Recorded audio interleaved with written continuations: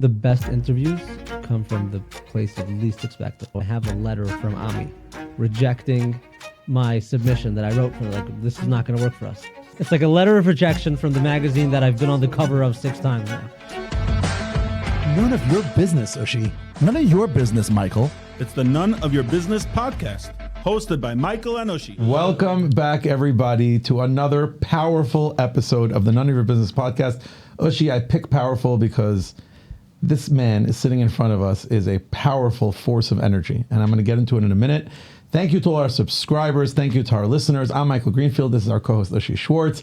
And our guest this evening, and I say this with a grin on my face, late in the evening, Thanksgiving evening, the great, wonderful, powerful Reb Shloime Zionce. Welcome to the program. Thank you for having me. Thank you for being here. It's amazing. We've been trying to get to each other for a while, and we made it at pretty much midnight Thanksgiving evening because you missed your flight or something happened? I did not miss my flight. For the record, I arrived at the airport in time for the flight, but too late for my bag to be checked in with me. Oh. So they didn't let me board, and I learned something new today. I was today years old when I found out that after 2 p.m. on Thanksgiving, there's pretty much no flights anywhere. The pilots want to be home for their Thanksgiving dinners, so usually flights to Texas would be going like on the hour.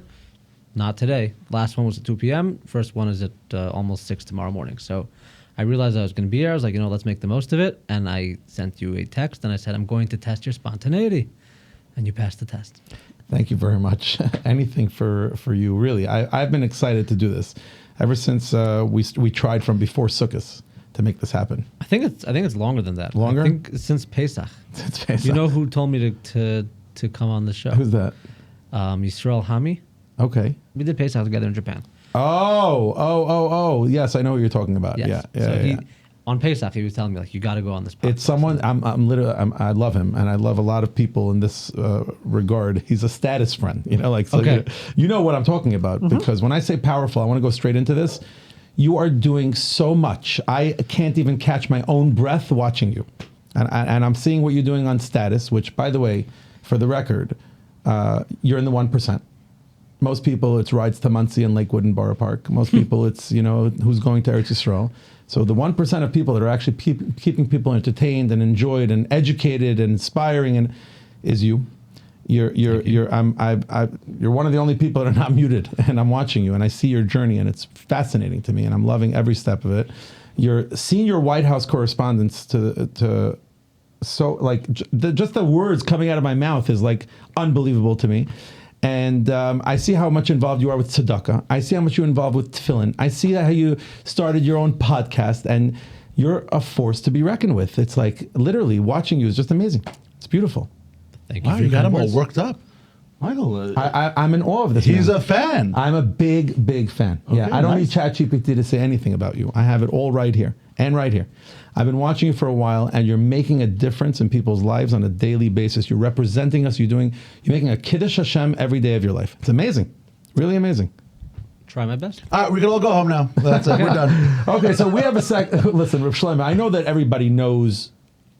Pretty much, they've seen your name, they've seen you on a magazine, they've seen you on in videos, and they've seen you in so many different ways. You're out there, and they could see a little bit about what you're doing, but you still deserve a ChatGPT says what about you, because the segment what we do, and it gets the people to know you a little bit better real quick, and it also gets you to know what ChatGPT says about you. Are you legitimately, like, publicly make this? Everyone knows that ChatGPT is formulating the questions? Yeah. Okay. I love the honesty. Yeah, absolutely. I just got printed 90 seconds ago. But we're not talking about the questions yet. The ChatGPT segment here is just says about you. Oh, it's like who a you summary? are. Yeah. Okay. Yeah, this is what ChatGPT has to say about you. Yeah. Now, Now, the this is questions will be all ours. By the way, yeah. sadly, Got people it. ask me, how much research do you do? You know how we were talking before, how transparent are you? And you're like, everything goes, and we're good. We don't edit, right? Same thing. How much research do I do? I know the person usually, and I print it out. So here we go. Ready? He's one of the only people alive who can walk into a conflict zone, interview strangers in 3 different languages, and still remind 1 million people to put on tefillin before breakfast. Mostly true. I think I would remind people to put on tefillin before mincha. But other By the than way, that, people wake up late and eat breakfast late. That's just said breakfast. True. Before dinner time, I say. How many 3 languages? Let me guess. Yiddish, English, Hebrew.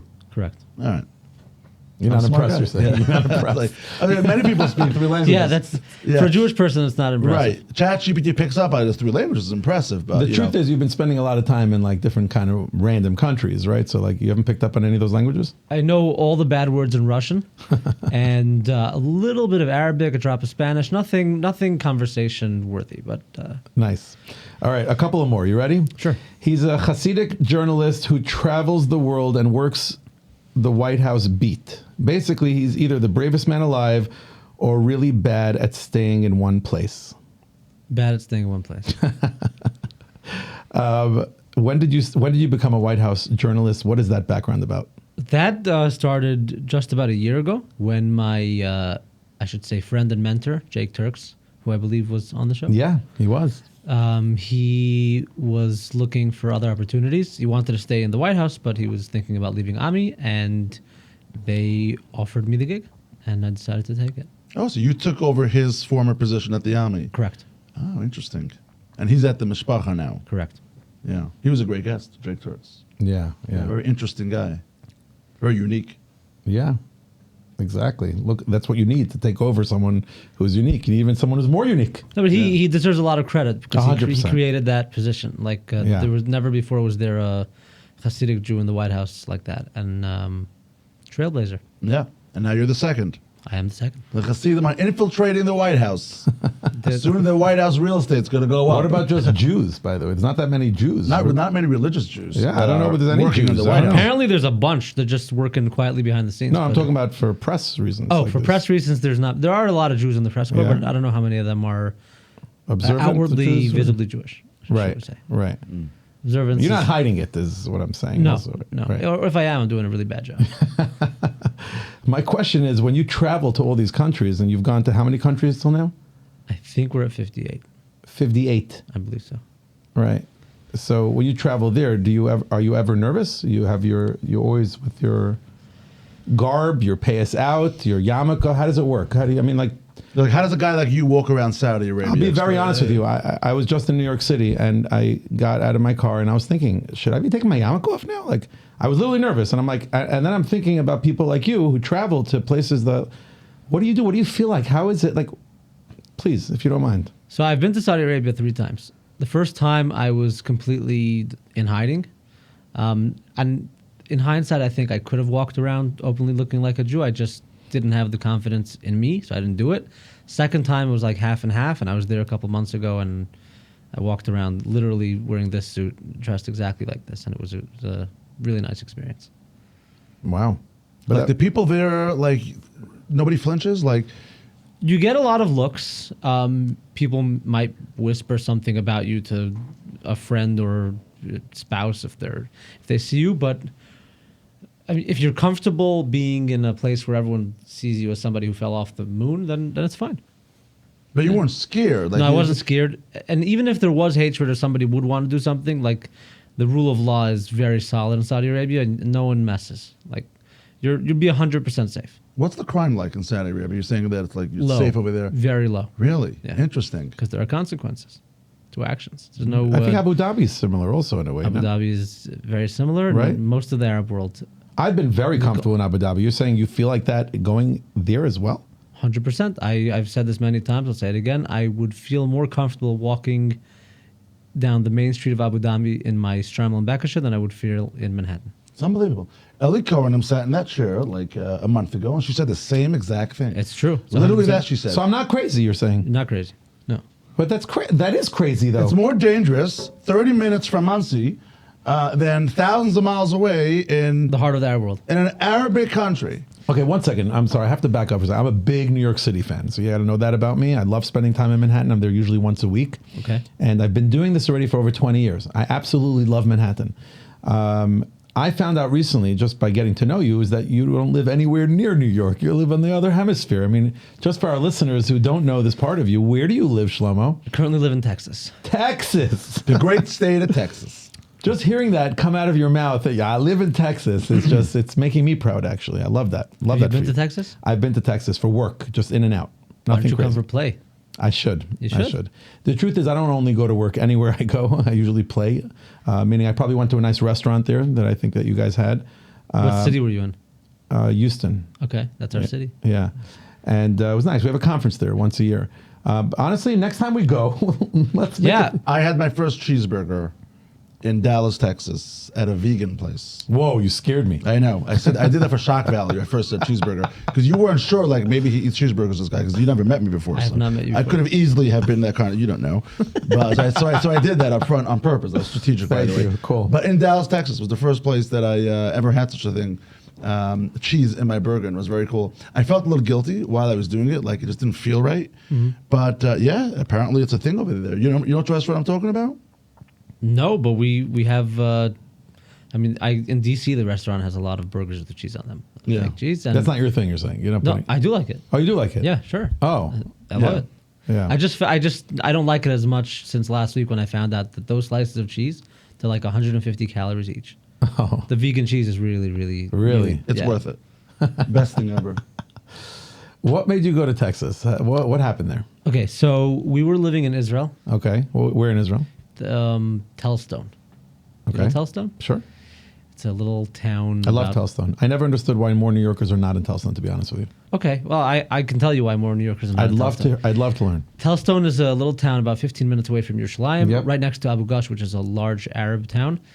And it's the roots of Tellstone have a lot of Americans like in them. I can't explain why this is. I don't know why, but a lot of the older folk in Tellstone are Americans. Their kids kind of spoke English, but they were Israeliized, and then the grandchildren are just full-blown Israelis. So we went there thinking that this is like the little America within Israel, and for people aged 50 to 75, it is, but in our age group, not so much. And eventually, my wife was. I mean, both of us weren't thriving there, but my wife was thriving less, and she's like, "We really got to move back to the States," but we didn't want to be in the tri-state area. My wife appreciates warm weather. I appreciate warm and welcoming communities. And we basically went on a road trip across the entire. I mean, we drove from Toronto to Tijuana during COVID, when everything was closed, and we started visiting different communities. We'd been to Texas once in the past. We came again, and we just fell in love with the place. And we ended up staying for. We visited twice that year. We came once for about 12 days, and once for 3 weeks, and then we made a decision to move there. I'm a little bit blown away right Yeah, now. yeah, Sorry. That's fascinating. But you and I learned to listen, by the way. Yeah, it's crazy. 30, 40 episodes, I would have Yeah. cut you off 3 times You already. have kids? We have 3 kids. At that point, we had 2 children. We had a 4-year-old daughter and a 6-month-old baby boy. And you're traveling with them, and you're going from city and to city? The smallest vehicle. So this person who's in our audience right now, who's here, you know, because we do that sometimes, by the way. So we invite people to always come. Live with their audience. friends. Yeah, we love it. But we've had it many, many times. You met him there when you were there. I met him for the first time in What's your name again? I'm sorry. Ari Wolbe. Rabbi Wolbe, who's a really dear friend of mine now. I met him November 2019. I came with my wife to Texas for a weekend. A year later, in COVID, we did this road trip. And I met him a second time. We connected much better. And then in March of 21, my Rav told me, it's like, if you're actually thinking of moving to Texas, then you should visit for like an extended period of time just to make sure that you like it. Like kind of live there, but without living there. And I called Rabbi Wolbe, and he hooked me up with a house. She just knows people. He gave me a house for 3 weeks. We lived there, and after those 3 weeks, we decided to make the move. How many cities did you visit at the capacity of actually, exploring if this is a place you want to live? How many cities would you say? I think if one wanted to recreate this journey, like if you really wanted to get a feel for a city, you would want to be there for Shabbos. For sure. But That's when everybody comes together, so you can see the people But that would be very difficult. We went to Savannah. in Georgia. Yeah. We didn't go to many places for Shabbos. We kind of knew which ones we would be interested in, which ones we wouldn't be interested in. We passed through many cities. But for Shabbos, we did one in Savannah. We did one in Austin, one in Houston. We did one in Tijuana. Where's Tijuana? Were you thinking Mexico. of being in Oh, in Tijuana? Mexico. You think of moving there? No, but You there for Shabbos? No. I just kept telling my wife, I'm not turning around until we get to Mexico. I love it. Absolutely love it. Interesting. And your wife, like, she enjoyed this process, or she was doing it because you have to? You don't have to. I definitely was the one pushing for it. The way I convinced her to go on the trip in the first place was during COVID. I don't know about you guys, but I was losing my mind. My job involves travel, and I literally lost my ability to do my job. So I was traveling 10,000 miles a month, and then all of a sudden, I'm locked into 1 square kilometer in Telestone for like 8 months. I'm losing my mind. So I'm just surfing the internet all day, trying to plan trips for if and when the world ever opens up again. And I came across a video about a park in the state of Arkansas. It's called Diamond Crater State Park. You're not going to believe this, but it's 100% true. You can check it, fact check me. There's a park in the state of Arkansas where, for some reason, the earth churns out diamonds. And some like 3 or 4 of the world's largest diamonds ever found, were found in that park. Anybody can go to this park. It's like $10 or $20 for an admission fee. You take a sifter and a shovel and whatever, you can dig. If you find a diamond, you keep it. My wife is like, we got to go to this place and find some rocks. So I told her, let's do a road trip. I'll drive you to Arkansas. And then, I want to continue on to Tijuana. She said, I'll go till Arkansas and then we'll turn around.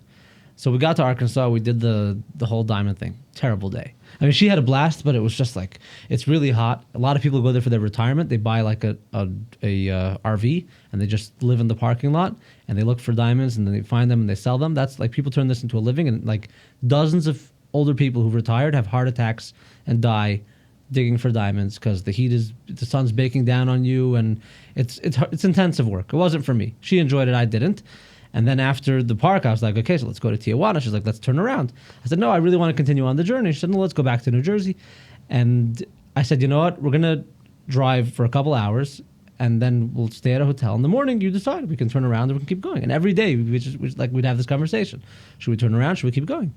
And thank God I managed to keep her on board until we got to Mexico. And you were there for how Shabbos. long? Just for Shabbos? Did you or anybody you know around you during that day find any diamonds? We still have like a huge bucket of Rocks. rocks that we don't know. We're not sure if they're diamonds or not. Somewhere in You tell me it's sitting there. You're not. it's in my curious? in-laws' house. It's just sitting there. Are there not mining companies that are there, that are professionals that are digging out diamonds? I don't think they let the companies come. I think it's like a state thing. That's for Preserve, regular natural, whatever. I don't know. It's for regular people like you and me. But you could strike like gold, so to speak. Yeah, a couple of weeks ago, somebody found one of the top 10 largest diamonds ever. No way. Yeah. Worth probably millions of dollars. Stefan, are you ChatGPTing this, please? This is insane. This is So pretty cool. curious about this. I want to see like what it looks Diamond? like. Yeah. Diamond. Doesn't believe me. Yeah, there it is. There it is. Crater of Diamond State Park. Wow. By the way, 100% I believe everything you say, but you are just unbelievable. Yeah. You understand? Rab Wolbe, I have to ask you, how long did you live there before Rav Shlomo joined? 15 years before he came. 15 years? In And Houston. Yeah. How did you end up there? In 2005. How did you end up there? So 17 years. When did you move? Summer of 22. So 17 years before you moved. Okay. I came to run a kiruv organization Got it. called Torch. Nice. Still And how many Jews lived there back then in 20? About 60,000, about 70,000 now. No, how many were then in 2005? Yeah, he's saying this. 60,000? Yeah. So it was a community of 60,000 from Jews? Not from. Not from. So how many from About Jews lived there? 150 from Jews then. 150. 200 families. 200 families. families. Yeah. And now? About 700. Oh, okay. It's not crazy. It's not huge. It's not huge, but it's enormous growth. Yeah, it's double. It's more than double. It's really nice, actually. So there's more than one shul. Oh, yeah. And we have 13 kosher restaurants. Oh, that's nice. We lost 2 this What's schooling like is there vouchers for children? The voucher's starting next year. Yeah, Really? End of 26. That's a big deal. I want everyone hearing this to like spread the word. Like whenever I hear of places that have vouchers and are nice communities to live, I always want people to learn about it. People who are starting off, like you have opportunities. Take a drive to Mexico, get stuck in Texas, and live your life. It's not a bad idea. It's a good life. Right? I hate that somehow the Jewish people just somehow got situated in New York, New Jersey, like in this part of the country. I hate it. I don't know who was responsible to make, that started out here and settled over here, but there's so many better states that are out there. And I feel like we're stuck here. Like we can't go anywhere. Our whole life is here. Like we can't just pick ourselves up and leave. Like we built a massive infrastructure already. Like everything we all know is like right here. But how nice would it be if we could live in Texas? How nice would it be if we could live in like Missouri? Well, not Missouri. It's a You cold can. place. The thing is, you but literally there's can. so many other places. I'm agreeing with you. What's stopping you? No, not you. He's already too structured right now, perhaps. Yeah, I especially can't- because work. The biggest challenge, in my opinion, why it's hard to leave the tri-state area or Chicago or Los Angeles when you're, is work. You need to make a living, and it's hard to find a new living that will pay for what your needs are, especially when you have kids that have to go to schools and private camps, and that's why the first question I ask is vouchers. So if you find out there's vouchers, I always tell young people that are thinking, not like what you're saying. Actually, think of going and doing it. But one of the challenges that, besides vouchers, that I've always heard from people, because I love this conversation, is making friends. Won't be a problem in Houston. I believe you, and I obviously look at the It's two of you. such You a- guys, you can't move without each other on a Thanksgiving night at midnight. But it's really a beautiful. No, I friendly like community. it. I like it, and I want people to also understand and feel that you can actually move to another town. This challenge is still work, though. I don't have a solution for that. Do you know how many nursing homes are in Texas? Yes. Do you know that on a regular night, if I go into the I agree fanciest with you. restaurant in town, I agree with you. If you it's want to full get of into Hasidim. healthcare, if you want to get into healthcare, you can definitely go to Texas. There's all these I agree. Hasidim who are just from the tri-state area, people who we don't see around our Good neighborhood, point. but they're there for business. Great point. Any other industries that are strong in Texas that Jews Real can feel estate? comfortable to go? Also, regular real estate. Yep. What else do we have, Rabbi? Technology, oil and gas. Oil and gas. Okay. Good to know. Good to know. Guns. Lots of guns. Do you own guns? We own some guns. I want to take a step back if you don't mind. Sorry. Did you want to say something? No, I wanted to get back to the fact that he was in Saudi Arabia. Like, what the heck was he doing? I there? know, But it's probably where you're going. So go ahead. Yeah, no, it's going Yeah. to the place of let's rewind a little Let's bit. rewind. Let's Let's rewind. say, yes, Who this are is- you? Exactly. How does a person like you grow up to wanting to go to Mexico and be comfortable in Texas and got lucky to marry a woman that will go on this journey with you and find diamonds? And it's very interesting. Like, where'd you meet her? I'm so curious about where were you born? I was born in Brooklyn. Okay. Borough Park, Flatbush? My parents lived in Borough Park at the time. My father is from Canada. So I grew up in Toronto because when I was almost 3 years old, my parents moved there. My father got a really good job there, and his family's from there, so they moved there. And then when I was 16, I was sent to Yeshiva in Lakewood. 17, got kicked out of Yeshiva in Lakewood. 18, my father sent me to Yeshiva in Israel. I'm sorry. What'd you get kicked out for? I have to ask. Oh, guess. You went to shoot pool. No. Was there something specific that happened, or Yes, was it like yes. a culmination of a lot You of were things? working out. No. You went to a movie theater. No way. Are we way off? I'm not such a Russia. I, Was it something like minute? Something That's like why I asked had you. a phone with talk and text. Oh my And gosh. I Shagets. was a real bad boy. Wow. And they caught me with the phone, and they kicked me out for 2 weeks. And then after 2 weeks, I was taken back in. On the first day back, they found the phone again Why'd you need that phone so badly?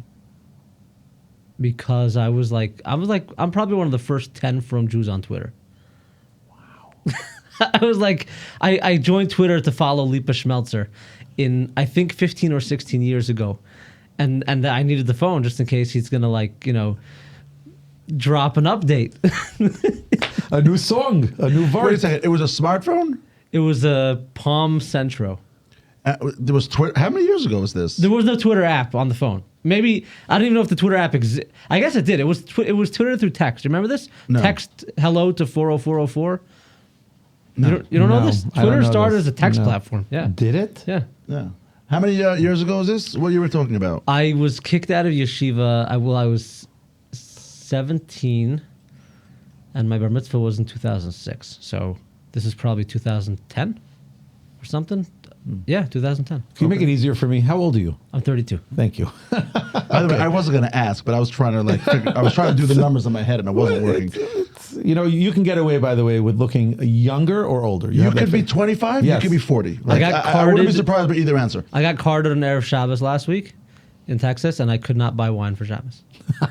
You don't have a lot of facial hair. And I did not have my license on me. Yeah, so you could look. You could get away to be very young. I'll take it as a compliment. Yes, You should. it is. You It should. is. It is. Looking young is always a compliment. Yes. Unless you're trying to get people to take you seriously, Okay. and you need like a degree of age to be taken seriously, and then you're just a kid.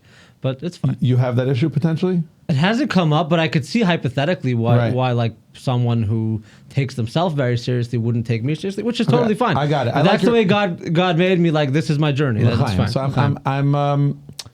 I'm curious to take it a little slower because I enjoy this process. I'm sorry if you don't mind. I know you don't mind at all. I'm not- right. not So, in a rush. you get kicked out of yeshiva. Yeah. You're on the phone. You're getting busy on Twitter for Lipa Schmelzer updates, and you're getting to know what's going on in the world and the outside, and like you're absorbing it all. I guess is Yes. what you're up to. So you get kicked out. What are you doing? When you get kicked out of yeshiva at 17, that age, So- alone in Lakewood. Yeah, and it was especially difficult because I didn't live in Lakewood. So my parents are in Toronto. There's nothing to do in Toronto. I just honestly, I look back, I was like, I'm not sure what I did. I really don't know. I had a secret iPod Touch, which was what I would use to connect to the internet in addition to my Palm Centro. I think I just binge watched a lot of movies and TV shows. And Where were you living? You weren't in the I dormitory. wasn't in the dorm. They So, kicked you so out, my right? father has a friend, the nicest people, and like also they live in Lakewood, and this family's like really. I don't want to. I'm thinking how to say this the right way. They're like really frum, but not better than thou frum. Just like genuinely Accepting, very accepting and- Tmimistig frum, but also very accepting. And they put me in their son's bedroom, like with their son who was my age. And like he's in one bed saying Kriya Shema Alamita, and I'm in the other bed with my iPod watching a movie. And Wow. And like I don't think I would do the same thing if I was in his position, but that's what they did. And That's very risky from their part. Yeah, to that's put what you I'm next saying. to their Yeah. son. That's what I'm saying. Major While shout you're- out to them. Yeah, I mean, big that's- shout out to them. yeah, Wow. special people. Very nice. And like I was like smoking on their front porch, and like it wasn't I'm assuming their neighbors weren't pretty happy about it, and it's just really special of them to take me in, and it gave me a place, like a home. There was food. How long were you there for? About 6 months. Wow. But he obviously trusted your father. He knows him. It's a friend. Yeah, It's I knew him also. I used to go there for Shabbos meals. It's almost like you But- felt your own uncle, whatever. I remember like I got kicked out. I called my father. He's like, okay, let me see what I can do. He called his friend. I was like, Beautiful. yeah, come over right now. Beautiful. I walk into the house. He takes me in. He's like, this is your room. This is your bed. Make yourself comfortable. Said, this is the fridge. This is the pantry. I'm not showing it to you again. This is your house. Whatever's here is yours. supportive, Yeah. Good man. non-judgmental. Are you still in touch with these people? Wow. Like, do you, Unfortunately not, but my sister got married 2 weeks ago, and he came to the wedding in Toronto, and I Mazel tov, by reconnected the with way. him. Thank you. so you so just nice. saw him again? Yeah, and I went over, like, one of the most special parts of the wedding for me was just sitting down with this person and telling him, like, you have no idea what you did for me back then. Like, giving me a place. It really was. It Did he give was you very the important. Wi-Fi code? He didn't have Wi-Fi, So what'd you do? How did you and he get still movies? doesn't have. Oh, there was like a spot in Lakewood. Okay, so you'd have to go to the public library, which is on Clifton Avenue, and stand outside. And you know, like, it's so shameful because you're standing there with your hoodie. You don't want to get recognized, but everyone knows what you're doing. Like everyone passing, you know that they know that you know that they know, and you're just. It was terrible. But you got to do it. You got to download that movie. You got to download that movie. Wow. Did you become a fan of any television shows or movies? Because we're big movie and TV lovers. So yes, but I don't want to go into that because I don't want to encourage anybody to get into that world.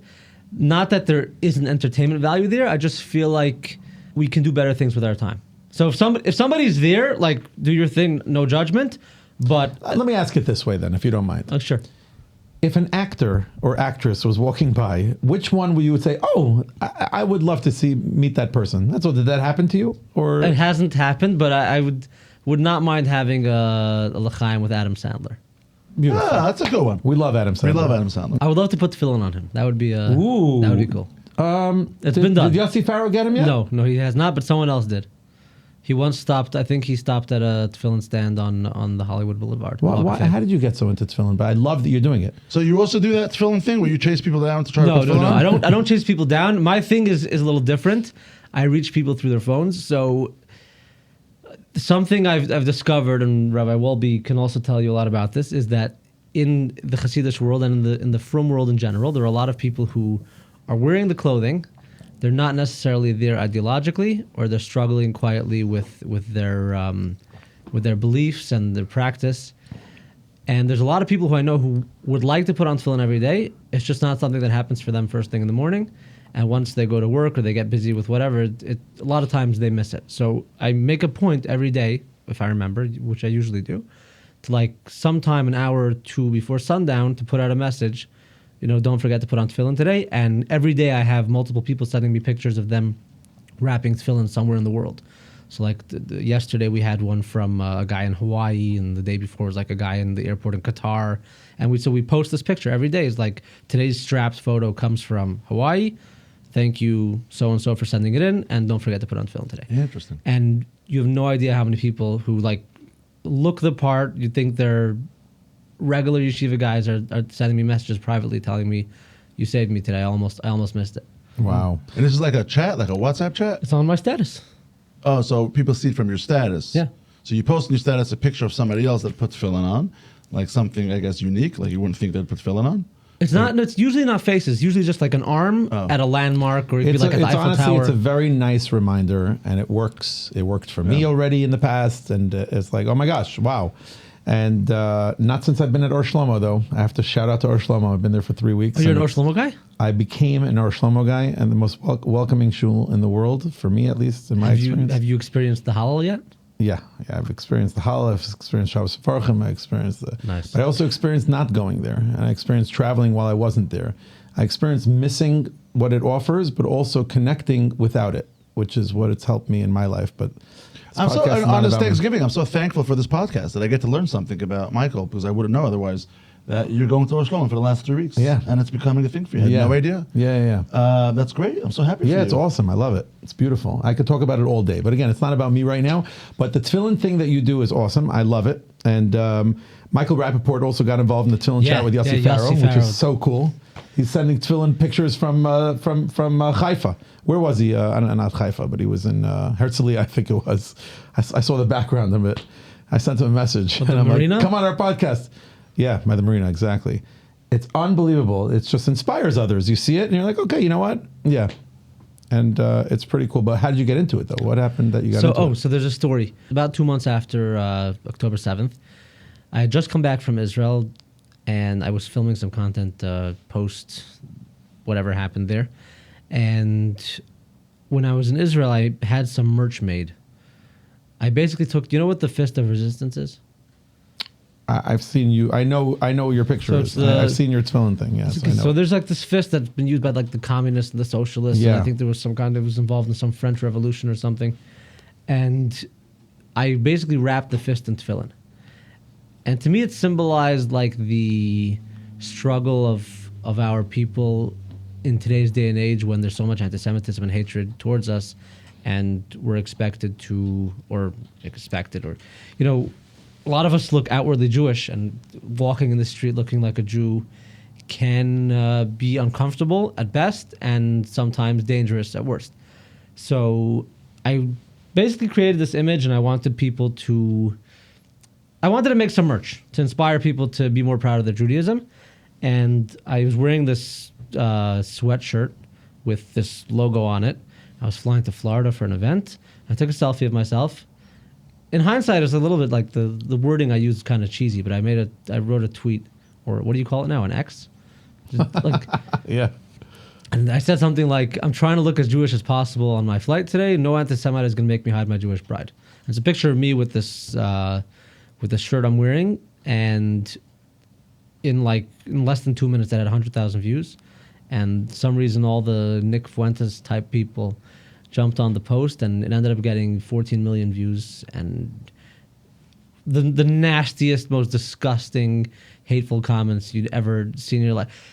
Like the one, I'm pretty good with comments, by the way. I get a lot of hate, and I usually just slides right off me. There was one comment that really made an impression on me. Someone wrote, "I wish the Holocaust had happened." It's a double whammy, right? Twice.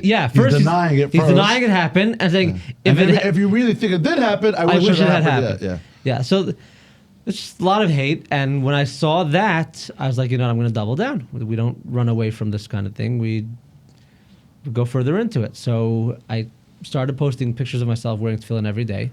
And people started telling me, you know, it reminds me to put on tefillin. I forgot or didn't get around to it. And then I started asking other people to send in pictures of themselves putting on tefillin, and it turned into a thing that we do every day now. That's amazing. I like that background, by the way, that you're saying, because I'm conflicted. I really am conflicted when it comes to going to New York City and being proud to be Jewish and being nervous, but having a movement and saying something like that. I'm of the opinion not to look at comments. I stopped looking at comments. I don't know how. I mean, we manage our comments on our channels on YouTube and Instagram, but it's not me. It's personally, I'm saying it's not me. I would never be able to go through hate comments and take it. It would be like. You're doing God's work, is what I'm trying to say. You're doing it. You're out there. You're fighting the fight. You're putting it up with, you're not that 17-year-old kid on Twitter anymore. You're actually making an impact. So thank you for what you're doing. I wouldn't be able to see all that, and it would drive me nuts. I eat that stuff for breakfast. It fuels me. Amazing. Good for you. Then why should we be afraid in New York then? We shouldn't be afraid. I'm just saying I have more confidence in the government of Abu Dhabi that they will punish somebody who messes with me over the no cash bail system we have in New York. Okay, cool concept that you're saying. Very interesting. But at the end of the day, going into New York right now, are we supposed to feel afraid? No, of course not. No, of course not, right? No.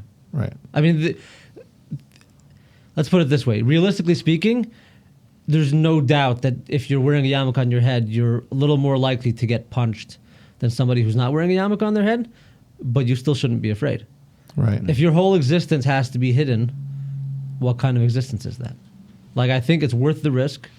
Maybe there's a 0.5% chance you get punched or someone says something nasty or throws a penny at you or whatever the anti-Semites like doing, and that's life. But you can't live in hiding. That would be a really terrible way to live. Okay, I'm agreeing with you. I want to tell you that for the first time when all this is happening, and it could be just hearing it from people and just getting nervous from what I'm hearing, that I thought, should I take off my yarmulke going into the city? I understand why you're nervous. Yeah, because I started putting on my yarmulke a few years ago everywhere I go. I used to have the notion of I'm going to take it off at a bar or if I go into a place to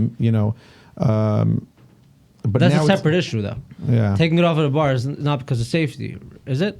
Yeah, no, I would no. You're taking it off at the bar because you're embarrassed. You want to fit in. No, I had a story with him. I'm not going to go over it again. I take it off at the bar because I know back then I'm misbehaving.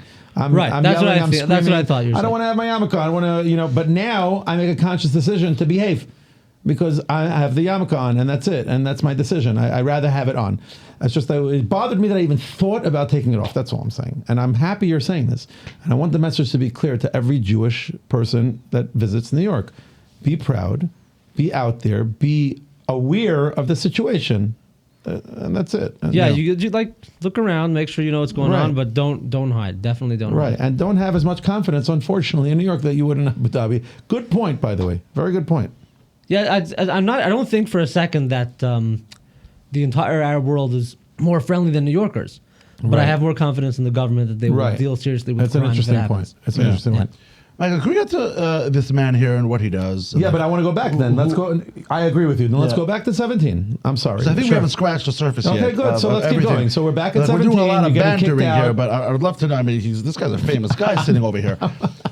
He's been plastered on the Army magazine. That's where I saw you. I remember it early on we were talking about. You mentioned the Army. That's when it kind of triggered for me. And I remember you were on the Army cover. That's where I think the first time I really saw your face. Okay. And then I started seeing you everywhere. Then I just started seeing all of this. But yeah, let's get there. But what were you saying? You want to go a little back a little bit? I know. Yeah. I'm curious, if I know it could take a long time to get there, but I'd rather go slowly. I'd rather learn about Not too slowly, please. I think it's interesting. Okay. I think it's interesting. You got kicked out of Yeshiva at 17. Yeah, but you would never have heard of Twitter and X and the phone the first time if I wouldn't have slowed down and said, tell me about your 16 and 17-year-old self. I like learning these things. And by the way, if the audience disagrees with me, then they can write it. I'll never read it anyways. Let's skip ahead to when things got interesting for you. No, I'm sorry. A little 16, bit further. 17. Things have always been interesting. Thank you. 16, 17. I know my character in front of me. I understand what's happening here. Every day of his life is so unique. The opportunity to come in. That's why we woke everyone up. We got the cavalry. So 17, you get kicked out of school. This person took you in. Thank you. Amazing. Right. That's where we're up to. I'm going back to that page. And then thereafter. Okay. Then I ended up getting a job at an electronics store in Bay Ridge, which was owned by a bunch of Hasidim. Did you know what you wanted to do then, or you were just getting a job? No, I just needed money. That's Michael, he's 17 years old. He was kicked out of Yeshiva. I don't know. Maybe he wants to get a job just to start. I actually did want to be a singer at one point, but see what just happened? For many years, I said maybe he wanted to be a singer. He said, I actually wanted to be a singer. Can you sing? Is that something I can sing, and I've composed over 200 songs. Get out of here. Yeah. For many years, I thought that was going to be my path. Look at that. that. What's Yeah. one of your favorite songs that you composed? Did anybody pick it up? No, I've kept them to myself. Why? I will one day when the time is right. Can you give me a one melody of one nice thing that you've done? I'd rather not. Okay. None of your Nothing- business. Oh, you can use it. You have one time. He's not going to waste it on this. What's the? Oh, there's you get one question. Yeah, you can one. say none of your Yes, I business. forgot to Yes. tell you. No, everything's your business. I'm just not. I'm just not going to sing. I'm not a singer. Yeah, Mike, it's not a I- puppet. I It's made not peace like with that. perform for us. You No, know? no, I'm not looking at the puppy. If he's a musician, he appreciates So it. there He can will do come it. a time when you'll see it. Yeah, there will come a time that he'll do it gladly. Okay. Yeah. By the way, I'm looking forward to that. Is that like I'm also looking forward to it. It would be a childhood dream a to. 5-year plan? 5-year plan. Not necessarily. Whenever the time is right. Whenever the time comes. I'm very into like feeling the universe's energy, Okay. and when I feel it, I'll know. Okay, And so it's then not you'll really know. a goal or something. Okay, anyway, No. so, okay, got it. So back then, you're writing music, you love music, Yeah. but you also need a job, so you go take a job selling electronics. I wasn't selling electronics. I was I'm sorry. actually a security guard, No. which is You're a crazy. kidding me. No, I'm not kidding you. Did you get trained? No, they basically it's the wildest thing. So, okay, so And he wanted to skip this. You understand? okay, so basically when okay, I hope you have time. We have time. We Okay. have time. We're So- trying. Not too much time. Not too much He time. wants to Let's get to the hot tub. Yeah. His shoes are off already. He's By trying. the way, Yeah. maybe we just move the whole thing to the hot tub. I am ready. Okay. So after I left this, I was in this my father's friend's house for a while, and then I got sick of Lakewood because everyone else was in yeshiva, and like if you're the only guy who's not in yeshiva, it's kind of sucks. So I went to Borough Park, and my great grandparents lived in Borough Park at the time. My grandfather, when I was 12 years old, my great grandfather walked out on a Friday morning from behind the double parked car. Another car came, hit him. He was killed on the spot, and they sent him to be buried in Israel. So my great grandmother, his wife, went for the shiva to be in Israel when they buried him, and she had some children living there. She ended up staying there permanently for the rest of her life. So there was this huge house, 4 stories, in Borough Park at 13th and 53rd, which is like. It's like Prime. It's like Times Square of Borough Park, okay? And they had this house, and we had once stayed there, and they made us a key. So I got my hands on this key, and I basically just moved in. You're kidding me. So I'm 17, I have this whole house to myself. 2 blocks from Amnon's, basically. On the corner of Eichler's, basically. Yes. Yeah. Well, 2 blocks down from 2 Eichler's. blocks down from Eichler's. Shomer Shabbos, Satmar on that block. It Wow. was the best place. And Pashkas. Pashkas. There was a Pashkas store? 13. What? Man. I remember the Pashkas. How I did remember- you- Not in my I remember generation, but- Mrs. Lieberman's Cafe up 13th. I remember all of Borough Park. But anyways, go ahead. So I had that was the house, and I used to like have friends over and make parties. That's where like it started costing money, so I had to get a job. So one morning, maybe it was the afternoon, I was woken up by the sound of my cell phone ringing. I'm in the house, and a friend is on the other line. He's like, Shloime, are you looking for a job by any chance? I said, yeah, sure, why not? So he says, my grandfather's opening an electronics store in Bay Ridge, and they need a security guard. Can you come? I'm like, I have no background in security. He's like, don't worry, you don't need anything. It's just a buzzer. We're gonna give you a buzzer, and you're gonna decide who gets to come in, who doesn't get to come in. I'm like, how much are they paying? $10 an hour. Be there in an hour. So I took a bus down there. They gave me a vest with the logo of the store. I don't know if it said security on it or not. And I would like stand inside, and if somebody came in, I had to profile them and decide whether they should be allowed in the store or not. Did you ever stop anybody? No one came in. Easy job. Yeah, so that Okay, went on got for it. a while. Keep going. And then eventually, probably 3 or 4 weeks later, my father called me and he said, I want you to go back to yeshiva. I wasn't really interested. I felt like I was done with the system, but he managed to convince me, and they sent me to yeshiva in Israel. I actually really liked it. It was Which one? It's called Or Chadash. Or Chadash, okay. It was in Telstone. Oh, It got doesn't it. exist anymore, but it was a very special place. That's how you found out about Telstone, I guess. Yeah, it was a really special place, and I was there for 3 years, and then I got married. Beautiful. In Israel, No, I got married in the States the States. to a girl from the States. A girl from America, whatever. Union City, New Jersey. Oh, okay, cool. Wow. Fantastic. And this was a shidduch, I'm assuming. Very much so. Yeah, yeah. Wow. Very cool. Okay, so continue. So then I was very idealistic at the time, and I said we're going to live in Israel for the rest of our lives. So we moved to Israel without a plan. You basically fell in love with it when you were there in yeshiva and I was Telstone connected. I couldn't see myself living anywhere else. Beautiful. We lived in Yerushalayim for 2 years, got very expensive, so we moved to Telstone, which was cheaper, but then like you're not in Yerushalayim anymore. And during this time, what are you doing? So in the beginning, I thought I was going to be in Koilel, Okay. but turns out that's not my thing. I love Koilel, I support Koilels, but I don't belong there. Okay. I don't think God wants me there either. To be Stop honest. it. No, I'm Really? serious. Yeah. Get out of Yeah, here. I know a 100%. lot of Rosh Hashivas that were not going to like what they just heard. That's okay. They don't listen to your podcast. Chas v'shalom, are you kidding me? The Rebbe Shalom wants you there. No, absolutely Okay, not. okay, Absolutely. I okay. will go. I'll fight to the death on this one. Got it, God okay. doesn't want everybody in Koilel. Okay, I agree with you. I'm just saying that, It's you want to hear something crazy? please. When I was in yeshiva in Israel, I have a very hard time with Gemara till today. My father told me that I should start learning Agadata, which is like the easy, readable story parts of the Gemara. So I started doing that, and I got into it. And one day I was learning something in Masechtas Chagika, and was it Chagika? I think so. And the Gemara talks about it says that Hashem cries for 3 people.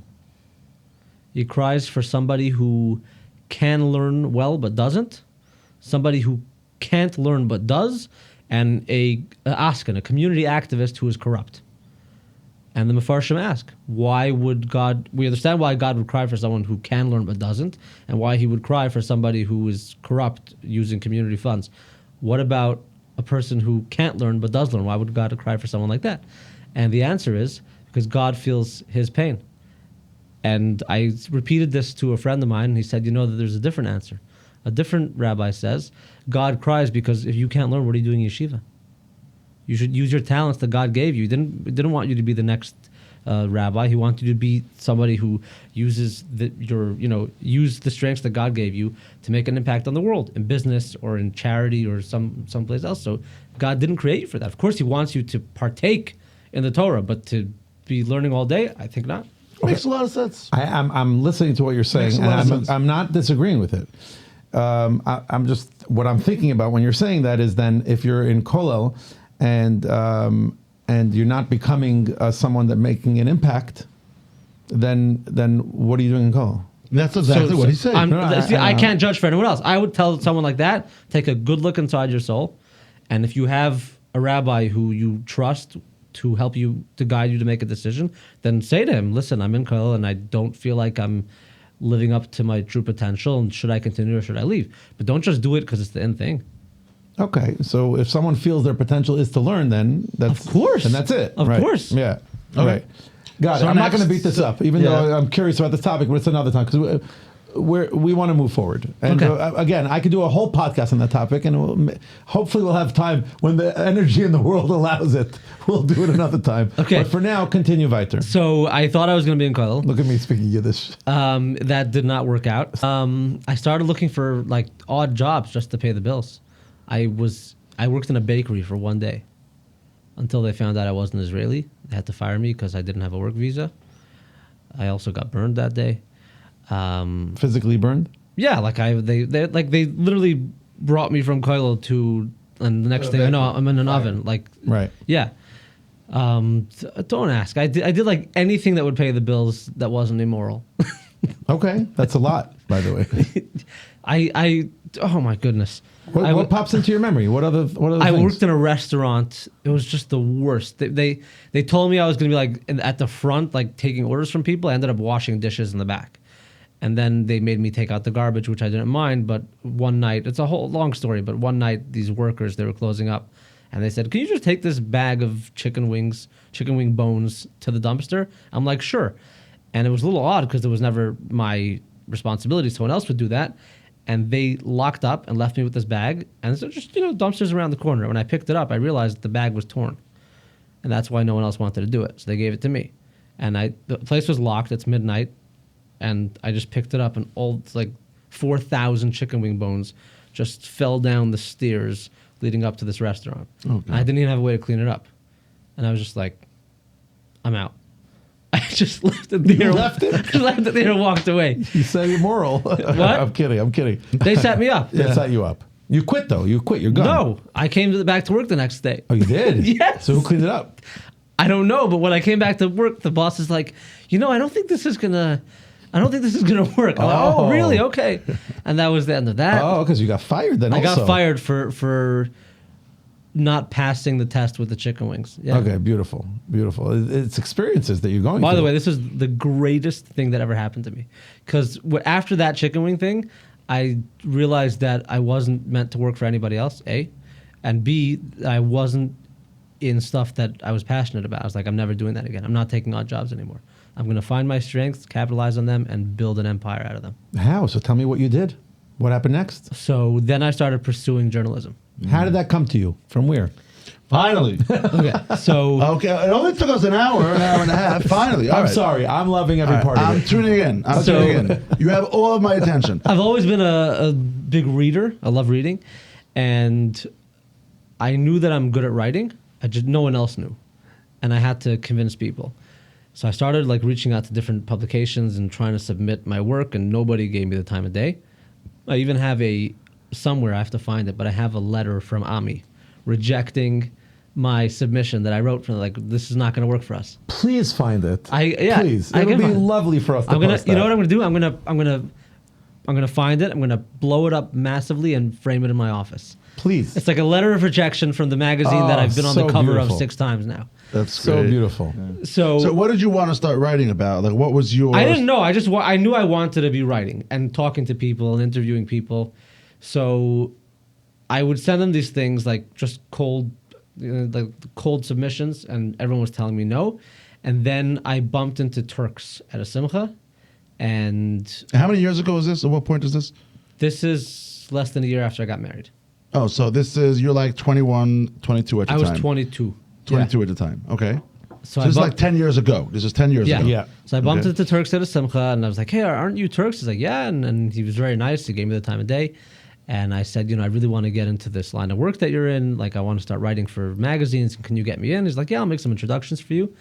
And he made an introduction for me to a couple of places. One of them was Ami. And then they started taking me seriously. So they weren't asking me to write anything, but it was you pitch us an idea, and if we like it, we'll green light it. So I would pitch them ideas, and most of the ideas they said no to.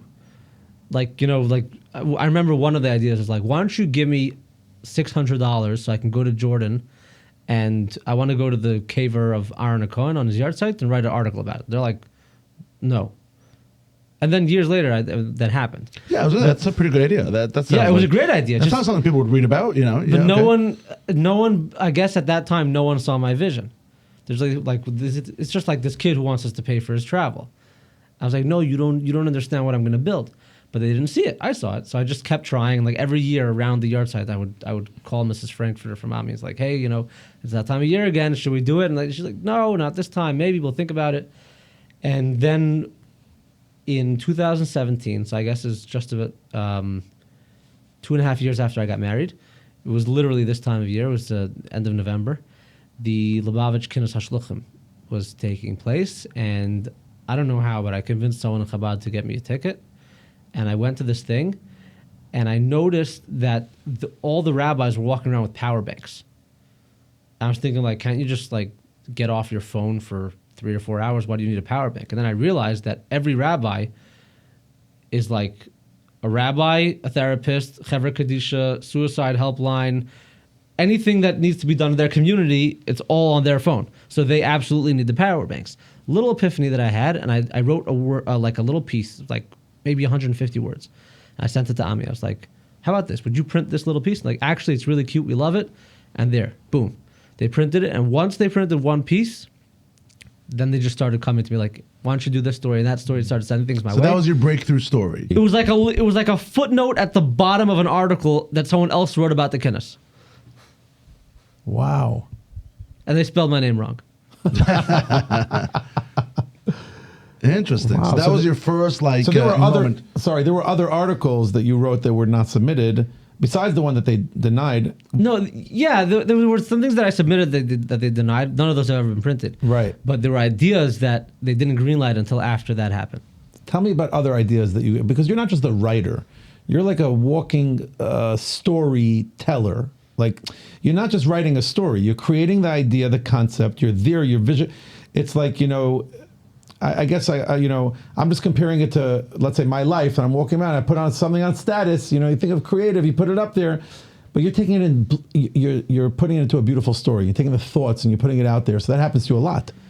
Yeah. So what happened after that? Tell me more stories that happened. Like, what are the stories? I remember after that, I was tell me like, when you really impressed them or impressed the world. no, I didn't impress them. So it was basically after that one, they're starting to take me seriously. So I asked for a meeting, and I walk into their boardroom, and it's like this big conference table, and the publishers there, and all the editors. And I said, okay, so I have this crazy idea. Okay, so here's what I want to do. I want to travel to, let's say, 50 countries. And we're going to do a story about a Chabad in this country and in that country. And every week we'll have like a column about Chabad in this place. Because I figured this is a way I could like travel the world and mix it in with Judaism. And it's going to be great. And they're like, cool idea. No. It's just not going to work. We can't do Chabad every week. We could do Chabad some weeks, but there's so many other groups that would want to be featured. And it's just, logistically, it's going to be very hard. And so that was the end of that. And I ended up getting a column that was a weekly travel column that I did for a bunch of years. So all these ideas were changed a little bit, the different iterations, but they ended up working out in the long run. I've seen someone, I don't know if it's on me or someone that does traveling, when they picked a city and a town and they highlighted all the things about the town. Is that what you guys were doing? Or there were a few years that I had that. Yeah. Yeah. Where is the Army headquarters? Like, who are these people that are making these decisions to green light and not to... Like, this sounds like a really big business. This sounds like they're running a big corporation. Ami is a big corporation. They're a pretty big Jewish media outlet, right? Yeah, they're responsible for a lot of the news that gets put out there, and they're a reliable source, right? Like, if they post it, like, it has credibility. Ami's a pretty big deal. Is that right? I believe so. So where are they? Like, where's their headquarters? Like, where? Borough Park. In Borough Park? Yeah, now recently they opened another office in Lakewood because it's interesting, but New York is kind of like, Brooklyn is losing its... It's not what it used to be. No, for sure not. It's being taken over by cameras, by banks, it's not... Mamdani. Yeah. The Brooklyn stock is certainly declining. It's it's not what it once was. Last week I said, I was talking to somebody and I said, I think within like 5 years, Lakewood might overtake Brooklyn. Everyone in the room was like, that happened a long time ago. Yeah, exactly. I was like, really? I knew it was coming. But they're paying you a salary, like you're literally working for them full time. To be honest, I can't go into specifics about that. But at this point, I do have a full-time thing with them, yeah. So you have a contract with them, whatever that is, and you have an arrangement. Yes. And you're dedicating most of your time to work for the Army and to find stories. Or your writing time, not most write of your about time. it. The writing doesn't take so much time. I mean, it takes a developing significant the amount whole of time. story, But building it out. My week is built around what happens in the White House and in Washington, the president's Well, we didn't get to schedule, that point and- yet, so we got to rewind then a little bit. Okay, so Tell where us do you how wanna that go? happened. Right. So the beginning of your role was to just find different interesting things, Yeah. and then put it together. Anything that you wrote, I'm curious about that journey that stands out, unique, controversial, something that got you in trouble throughout all those writings. Any of those type of things happened What's to the you? most memorable piece that you put out that was like interesting? I think my favorite piece I ever wrote was an interview with a guy named Yoelish Krauss, who is a quasi-member of Neturei Karta, but he doesn't go to, like, he doesn't partner with the Arabs. He just has an issue ideologically with the state, but he will never go with the enemies of the Jewish people. So he's like, it's an interesting balance. And also, the craziest thing is that every Shabbos he has Chayalim eating at Shabbos table. Where does he live? Mea Sharm. He's So- not the guy with the Palestinian flag, is he? No. So there's other no people flag. there. There are some people there with Yeah. Palestinian. But this is a guy who loves every single Jew with his entire heart. Also is ideologically opposed to the current government and the state of Israel. But he pays taxes. And he's okay living in Israel, obviously. I mean, Yeah. Yeah. He's never left. right. It's interesting. A lot, No, a lot no. of people like All that. the, It's not a conflict. You could It's not live a in conflict. Israel. All these and- people, they understand that the land was given to us by God. No, I get it. I just thought a lot of Neturei Karta people live here in New York. Muncie. Yeah. There's a bunch. I thought that's where most of them lived. I didn't know. The noisy ones are in Muncie. I see. So a lot Don't of them most of the real Hasidim believe that? Like have that type of a model and that mentality? Most Hasidim, mainstream Hasidim, that's their belief. There shouldn't be an Israeli state. They don't support it. They're not against it. They're not going to vehemently go and protest and side with the Palestinians. They would never do that. But siding with the Palestinians is I don't. right, I don't that's know what the that, Torah character does. They're very extreme. I don't They're know crazy of any in the head. I don't know of any rabbi who I respect who wants us to side with our enemies. That's a crazy thing to do. But it sounds like this guy is not siding with the enemies, not. right? So that's what I'm saying. So most of balance, Hasidim yeah. are like this guy. That's what they believe. No. Most Hasidim, you know how many? There are hundreds of thousands of Hasidim who vote, volunteer for national service. I was in Bnei Brak this summer. I was doing a collab with a restaurant. They asked me to come in. They wanted to show me so I could show my followers. Whatever. So we're sitting. They comped us this meal, and all of a sudden, this huge group of Hasidim walk in, talking probably 30 or 40 guys, and all of them have these lanyards hanging from around their necks. And the owner of the restaurant nudges me and says, "Do you know what that is?" I said, "It looks like a bunch of Hasidim." He says, "You see the lanyards? What do you think those are?" I said, "I don't know. Do they work for a company? They're all like it's like a corporate lunch." And he said, "No, all these guys are in military intelligence. You're talking long payas, long beards, the long suits, and he says all of them are giving their heart and soul to this country, and they eat here for free every day." Wow. So there's a lot of Hasidim, a lot of big rebbes tell their Hasidim to vote and be. So there's basically, when it comes to Zionism in the Hasidic world, there's two different ways to go about it. There are some who believe that the state is no good, don't want to have anything to do with it, and they even believe it's against halacha to vote or to be a part of it in any way. And the other, I think, and even more common practice is people say, listen, I don't agree with everything the state does, but it's here, it's not going away, and I have an opportunity to influence the way the state goes based on voting and Sure. being involved. So that's the practical approach that most people take. Let's go back to your writing. So you're writing, and by the way, thank you for that story. I love it. I wish I could see them and You experience can, it. I'll tell you where to go. Please do. You're saying it's a specific restaurant that they go to every day. Where's the restaurant? This could be an intelligence Oh, issue. don't say it. I'll tell you off camera. Yeah. By the way, if anyone wants to know, they can DM me and I'll go with them. How about that? But that is a place that I would love. I would be proud to see. And I've heard of these things, but seeing it is next level, which is amazing. Someone just told me there's a software engineer that he's hiring that lives beyond the Golan. You know what I mean? Like someone and there's a whole team of them, and he's like, "Oh, hold on one second, I might have an intruder. I'll be right back." Put it in the middle of a Zoom call. So these kind of things, they're amazing to see. Let's go through the journey. So what happened after the writing, and you're doing the columns, and it's going well for you, and you start to get paid, I guess, right? Yeah, you get paid. Right. So that becomes your job. That's Becomes my job, but Right. even more so, I started doing travel pieces. got it. And And by the way, you've done things on YouTube and stuff that I've seen. Incredible. Nothing to do with any of these things, right? I mean, that's a. what did you see on YouTube? You were in a Arab country somewhere, and you were in a hotel room, and you were videoing. So I'd say a lot or most of those trips were funded by Ami. Okay. They would send me on a trip to write an article, and while I'm there, I may as well take some footage. Got it. And So you're then- building your brand, so to speak, as you're doing your thing. And also Ami's brand. Sure, of course. Yeah. That's awesome. So you have experience and all that coming together, right? So you did that in the magazine. In the magazine, you did those stories, and then what happened after that? Eventually, I think my really big break when it comes to social media and being on the internet was when I reached out to a YouTube vlogger named Peter Santinello, and I invited him to come see the Hasidic community in Brooklyn. This was in September of 2020. This was Williamsburg or We did Borough Park, Williamsburg, and Crown Heights in one day. Wow. And he recorded this video. It got over 1 million views in the first 24 hours. And then I spent a couple hours convincing him to come back. And we did a series of 15 videos, which now have over 80 million views on YouTube. Wow. And Facebook combined. What made Yeah. you think of that, by the way? My wife tells me the most common thing that comes out of my mouth is I have an idea. This is 45 times a day. Most of them I forget about, get lost. I write them down somewhere. Nothing happens with them. But there's always ideas. My brain is like a dryer, just always spinning with stuff, and you can't turn it off. It's almost a problem because I don't really get any peace of mind. So I'm always shooting out DMs, just random texts to people. Oh, I just had an idea, and I sent this off. Didn't think anything would happen with it, and within a few minutes, the guy gets back to me. He's like, "Yeah, let's do it."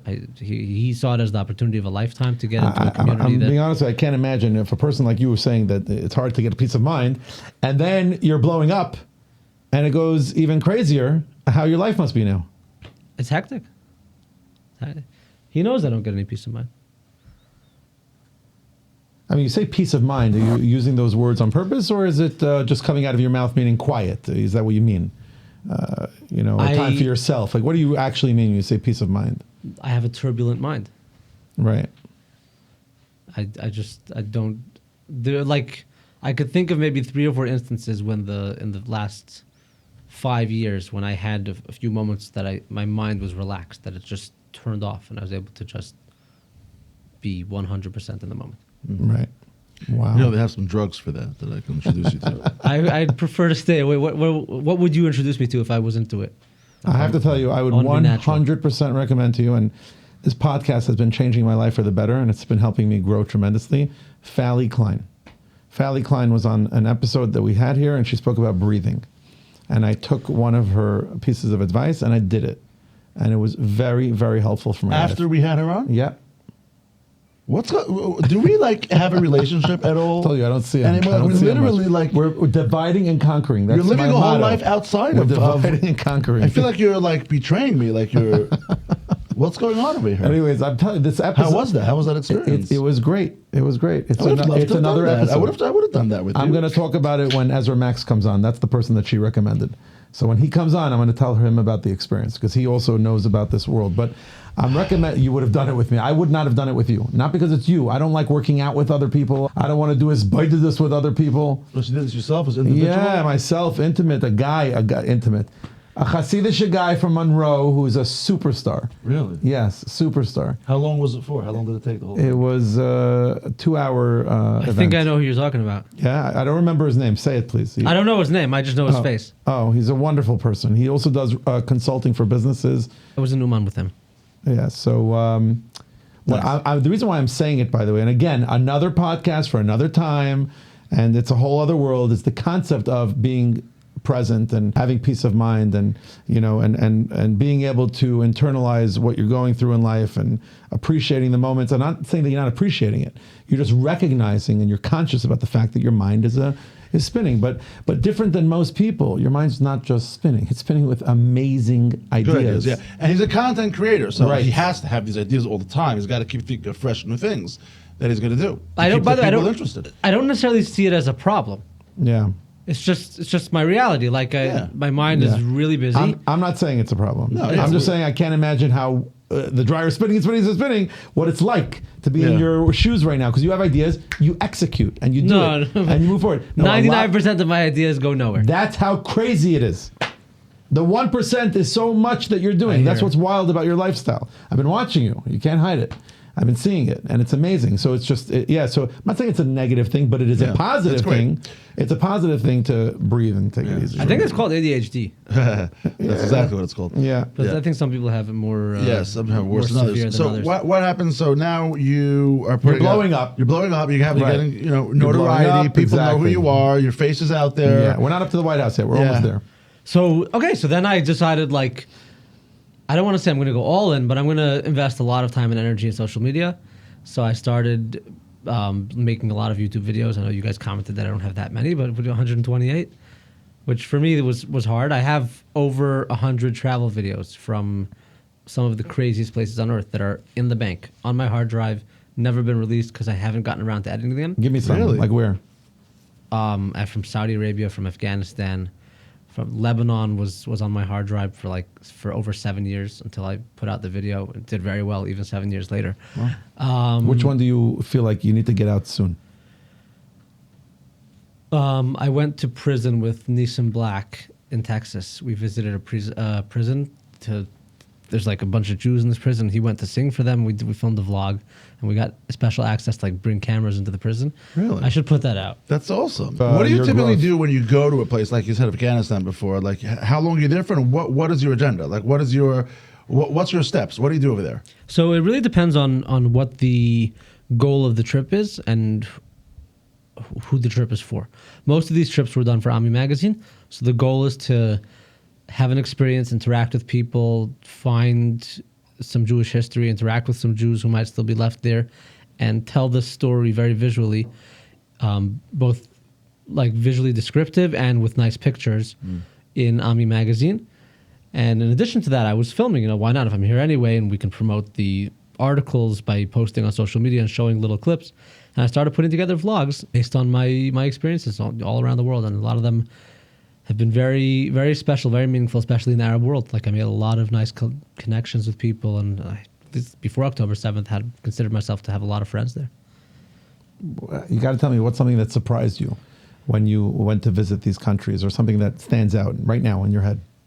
I feel that the Jewish people and the Arab people, Muslim people, have a lot of things in common, specifically challenges, for example, with the youth. A lot of our youth are not connecting to our heritage, and they feel like there's another way and maybe they should be looking outwards, and the Arab world is struggling with this as well. And to see it happening and to meet with people who are like, outwardly they look like very religious Arabs, but inwardly they're completely secular. It's just very interesting to see.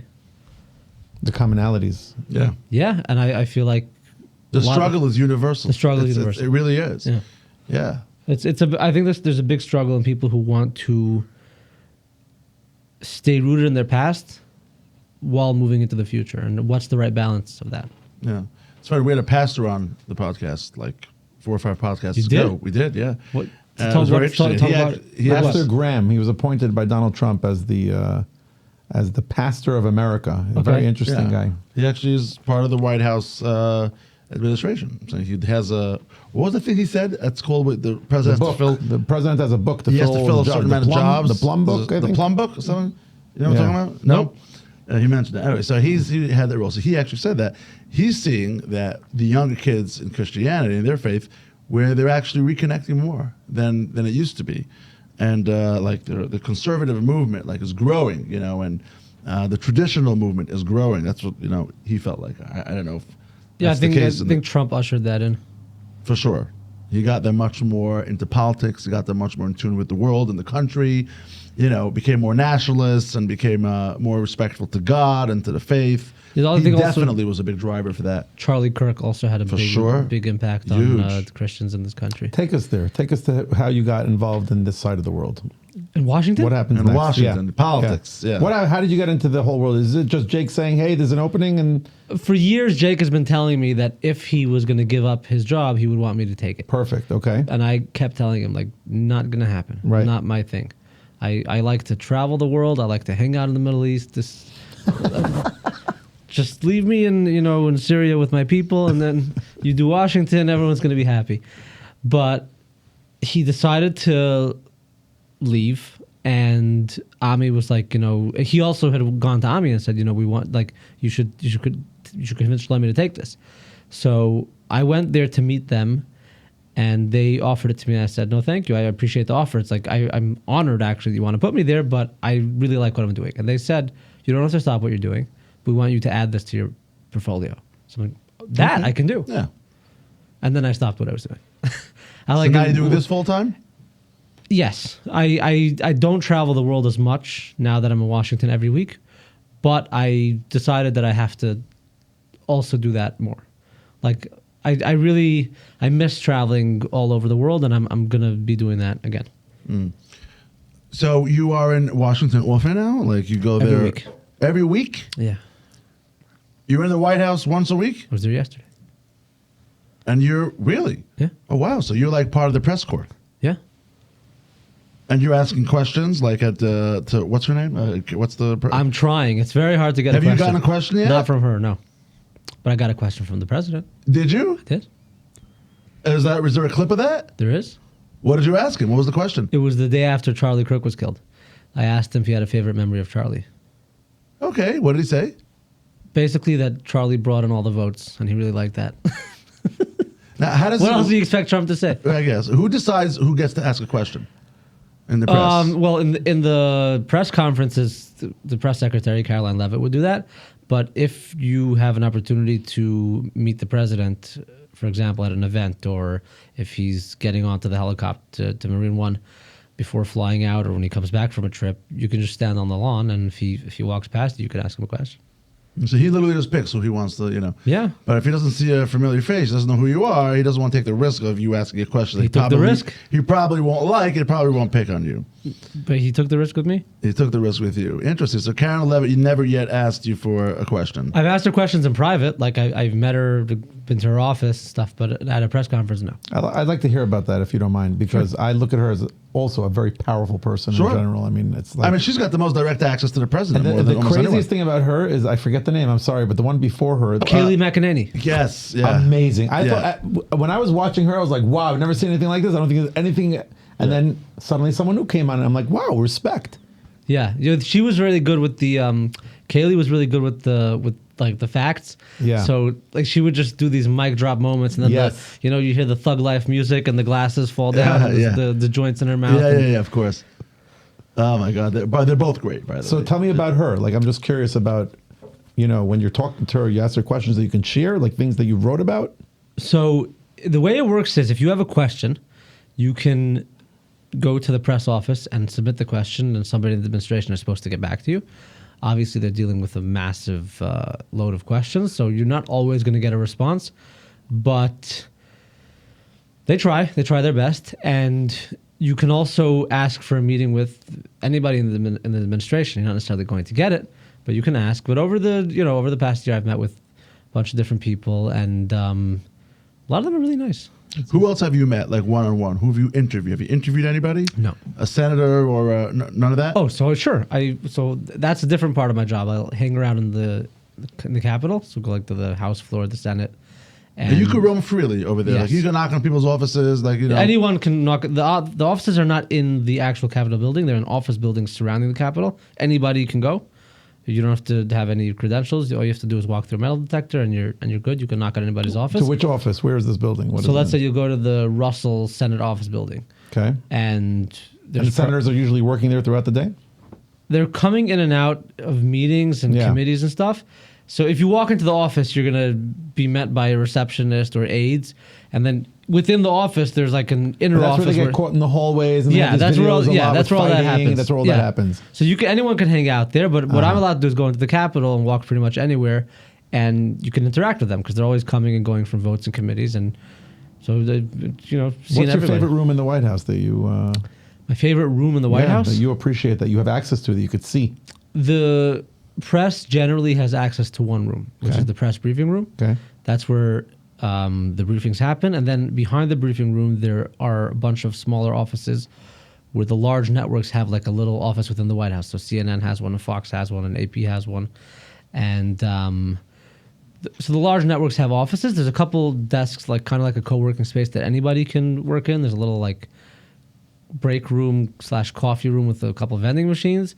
There's a large outdoor area you can hang out at. But then when there's special events, which are almost every day there's something going on, they'll give not all members, but many members of the press access to a specific event. So let's say if Bibi's coming to the White House, they'll do a joint press conference in the East Room.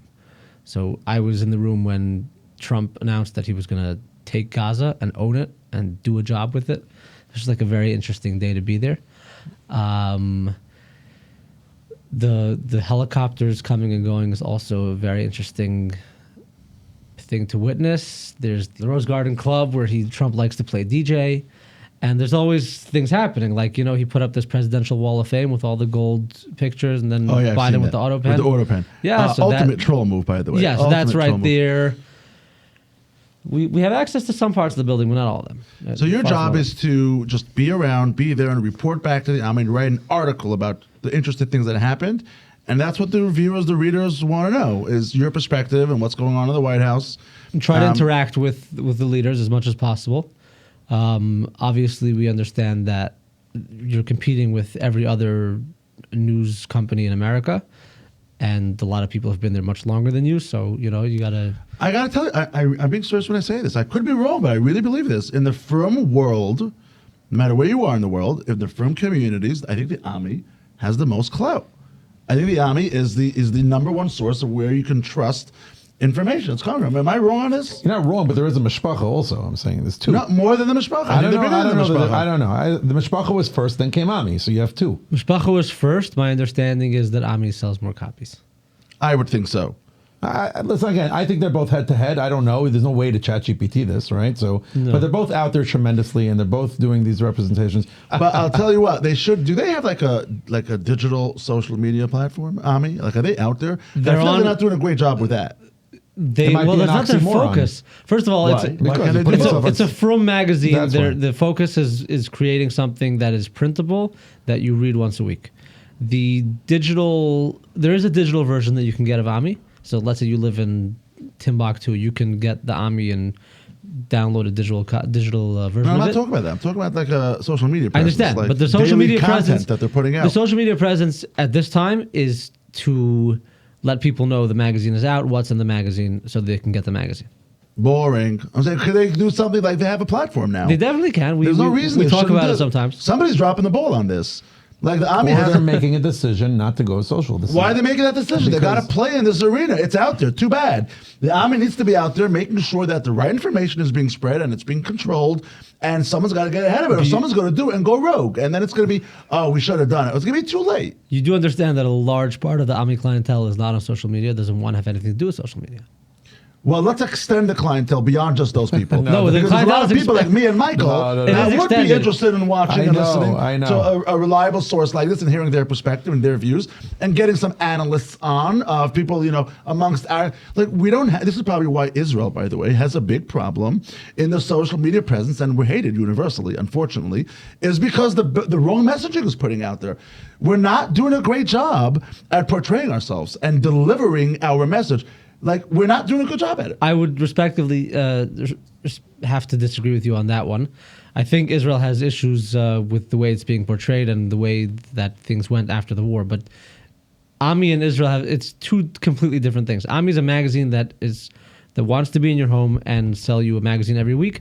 Israel is a country that's fighting for its existence, and Ami has not invested a ton in social media, although it's something we talk about from time to time. Like, you have Ben Shapiro. He's got a big platform, and he does this, right? But other than Ben Shapiro, like, I could list you 30, like, with the Turks, the other side of Ben Shapiro. I could list you so many of those other channels that are out there that are making waves and that have a big voice that are out. But on our side, how many of that do we have? I'm gonna clarify, I think, what he's saying, if you don't mind. Okay, sure. Because I actually agree with something that you're saying. And maybe it's clear to you and you just don't agree, and it's okay. But I think what Ushy is also saying is that if you have a magazine that's putting so much time, attention, money, and effort and resources into representing the Jewish, people and what's happening in the world, you almost have an obligation to put yourself out there more, because you're the people that are helping us represent who we are as a people. So therefore, you're just hurting us in a way. Not you're hurting us, but meaning you're not really doing us, people who are on social media all day, a favor, because all the work that you're doing all week is all that's fit to print for Shabbos. That's what it is. It's not like you're reporting every day for, I'm here live in the White House. That's what you're doing on your status. That's what you're doing personally. That's your brand, and it's okay. I think what you're saying is that they're missing out on a very important, but they have to make a business decision. This is not their clientele. And don't defend it first, because you actually articulated it very, very well. I feel like you guys are missing an opportunity. Like, you're onto something, and you stop. Make it kosher. Why not make social media kosher? Because we need more voices to be heard, not just from us, but by the way, yes, even from us, for reinforcement. Like, guys, we also want to see that stuff. It's inspiring. It's great. It's nice to see, that somebody's representing us well, and he's doing a good job, and it gives a lot of chizuk, But even for the non-Jews of the world, and people that don't know a whole lot about us, why should they only hear the other side? And we seem like we're awful people, when there's so much beauty to it, and there's so much nice things about our community. Let's showcase that more, and we need guys like you that are like somewhat of an influencer, that you're bringing in a lot of that fun factor, and you're doing it in a cool way. Guys like you, let's promote this. Let's do more of this. Let's invest in this so we can get a better messaging out there. So that's what I'm saying. I think I agree with what you're saying. We definitely need more voices, and it's something that I've been trying to do on a personal level, and I think in many ways I've done with my platform. But I don't know that Ami necessarily sees themselves as having to solve every problem. They got their magazine locked down. It's the #1 best-selling magazine in the room world. They are very happy with it. everyone on the street loves it. They're constantly making news, having interviews with the biggest names. We've had Trump on the cover. Trump's children have been in the magazine. Heads of state from other countries, big people in Israel, the greatest rabbis that we have today. They're all on Ami. So Ami's is totally killing it in the magazine department. And when it comes to social media, I don't think they see that as their role. But we definitely do need voices in more voices in our community. Yeah. Right. It's interesting. All right, Stefan, you ready to start, Stefan? Let's get Stefan on the case. Let's start a channel. Let's start some type of, Are you thinking that the only thing, there's a lot going on, by the way, on social, I'm not on social media, so I don't know, but I know, personally who and exactly what, but I see what you're doing through your status, and I see that the promotion of good things that are coming out of a lot of people, and the world can use more of it, and it's definitely helpful. One big, massive, very Social well-known, media. no, not social media, influencer. That's that's a Jewish from person. So you said already Ben Shapiro, which was a big one. Ben Shapiro is the biggest one. It's the Yeah. only one, and you Yeah. know what? Ben Shapiro has his style, and it caters towards Right. certain demographics and certain. But we need somebody a little bit more diversified than just Ben Shapiro. Ellie Zeiler. I don't know who that is. She's this girl from California who recently, I don't know, in the past couple of years became frum. She has over 10 million followers on social media, and I think on TikTok. And she stopped everything, went to seminary for a couple months or for a year, and she's a very powerful voice. I haven't met her. I have nothing to do with her, but I know that she exists and she's doing wonderful work. Love this. Yeah. And This is what I mean. This is exactly what I was saying. 10 million followers, right? Right. She also has like a huge jewelry company. Oh, you know who She this does? is? I know she is. Yeah, she shared her story on social media. Yeah, she was on, going to seminary and going through her whole journey. At the same time, she also has this huge jewelry company that she promotes on social media. I think she was on a podcast. She was on Yaakov Langer's Inspiration for the Nation. Living L'chaim. Yeah. Yeah. Okay, so more people like that. So Yeah, but we it's- could combat what's It is- happening. It is interesting on though. the other side. I'm buying more into what you're saying, because imagine if all the people that are can't go out to social media, I don't know who they are, but even Mishpacha, Ami, Aguda, whatever it is, starts blasting all their efforts on social media. But it's a challenge because it's Because their, in a way, the future is going to be, ready is here, but it's going to get even worse. It's digital warfare, right? Eventually, you're not going to even have to send soldiers into other countries. I know, but I rather my kid Cyber warfare, right? Yeah. That's coming. It's the wave of the future. So unfortunately, there's going to be a whole digital world out there as well, and that's going to hurt or help the Jews. And we want to preserve what we have, right? We want to stay relevant, so we want to stay ahead of the curve. So this is something where I feel like we're sort of dropping the ball a little bit, and We're even not though we don't dropping like the ball. it, and it's not preferable to do it. We want to get involved in that, but we may have to. We may not have a choice. Wake up. There's more It might we be. can- yeah, there's it more- might be too late at some point. God forbid. And if it can help, You don't feel like we're dropping the ball. Not at all. Right. I'm very involved in the social media space. I know pretty much everyone in social media in the frum world. A lot of people are working on a lot of cool projects. I would say I don't know. I don't have exact figures, but I can tell you that tens of millions of dollars. This social media economy in the frum world is worth tens of millions of dollars. A lot of people are working on a lot of cool things, myself included. I have something that I think is going to address exactly what you talked about earlier, and I don't think we're dropping the ball. Something that you could share already, or it's not. You're not ready for it. I guess I could share. I mean, I'm working on a podcast that's going to be unlike anything that's ever been done in the frum world, and I recently launched one in Yiddish, but this one's going to be English language. Your Yiddish one is called Tif Tif. Tif Tif. I love Yes. it. I see it on your status. So I love the people that you're bringing on. You're filling that gap for people that need more podcasts with Yiddish speaking Yes, people. it's also in Yiddish. There's Yeah. nothing else like it. It's really It's awesome. like it's a platform where anything goes. So you're going all English now. I'm going to keep the Yiddish one, And but you're I'm doing start all something. both, right, Yeah, right, of because my course. English language audience, which is most of my audience, is complaining like you're putting so much effort into Tell this us what Yiddish. you're doing. I love it. I don't want to share exactly what I'm doing, Okay. but it's going to make a lot of noise. It's going to be, I could say none of your business. No, it is your business, just not yet. Is it going to be controversial? It's going to be controversial. Yeah. You ready for that? All my life, baby. So you have you're a free agent. Like you beat to your own drum. Like you don't care what you know. Does your friend Wolby here know what you're doing? He knows what I'm doing. He knows. I see him smiling. Will it be like your He's my sounding board. We go on walks like at 2 a.m. sometimes. Really? Yeah, and Can we go on a walk, please, and just tell us what's going on? You said you don't like to walk with other people. see, I he's listening. love walking with other people. I don't like exercising with other people. Half my conversations are on walks with people, pacing up and down. You have to tell me a little bit more. I mean, I love this stuff. I love creativity and new ventures and entrepreneurship thinking. And Well, I'll say this. Okay, Yeah. it's going to make a lot of people very concerned. It's going to make a lot of people think, like, what is he doing?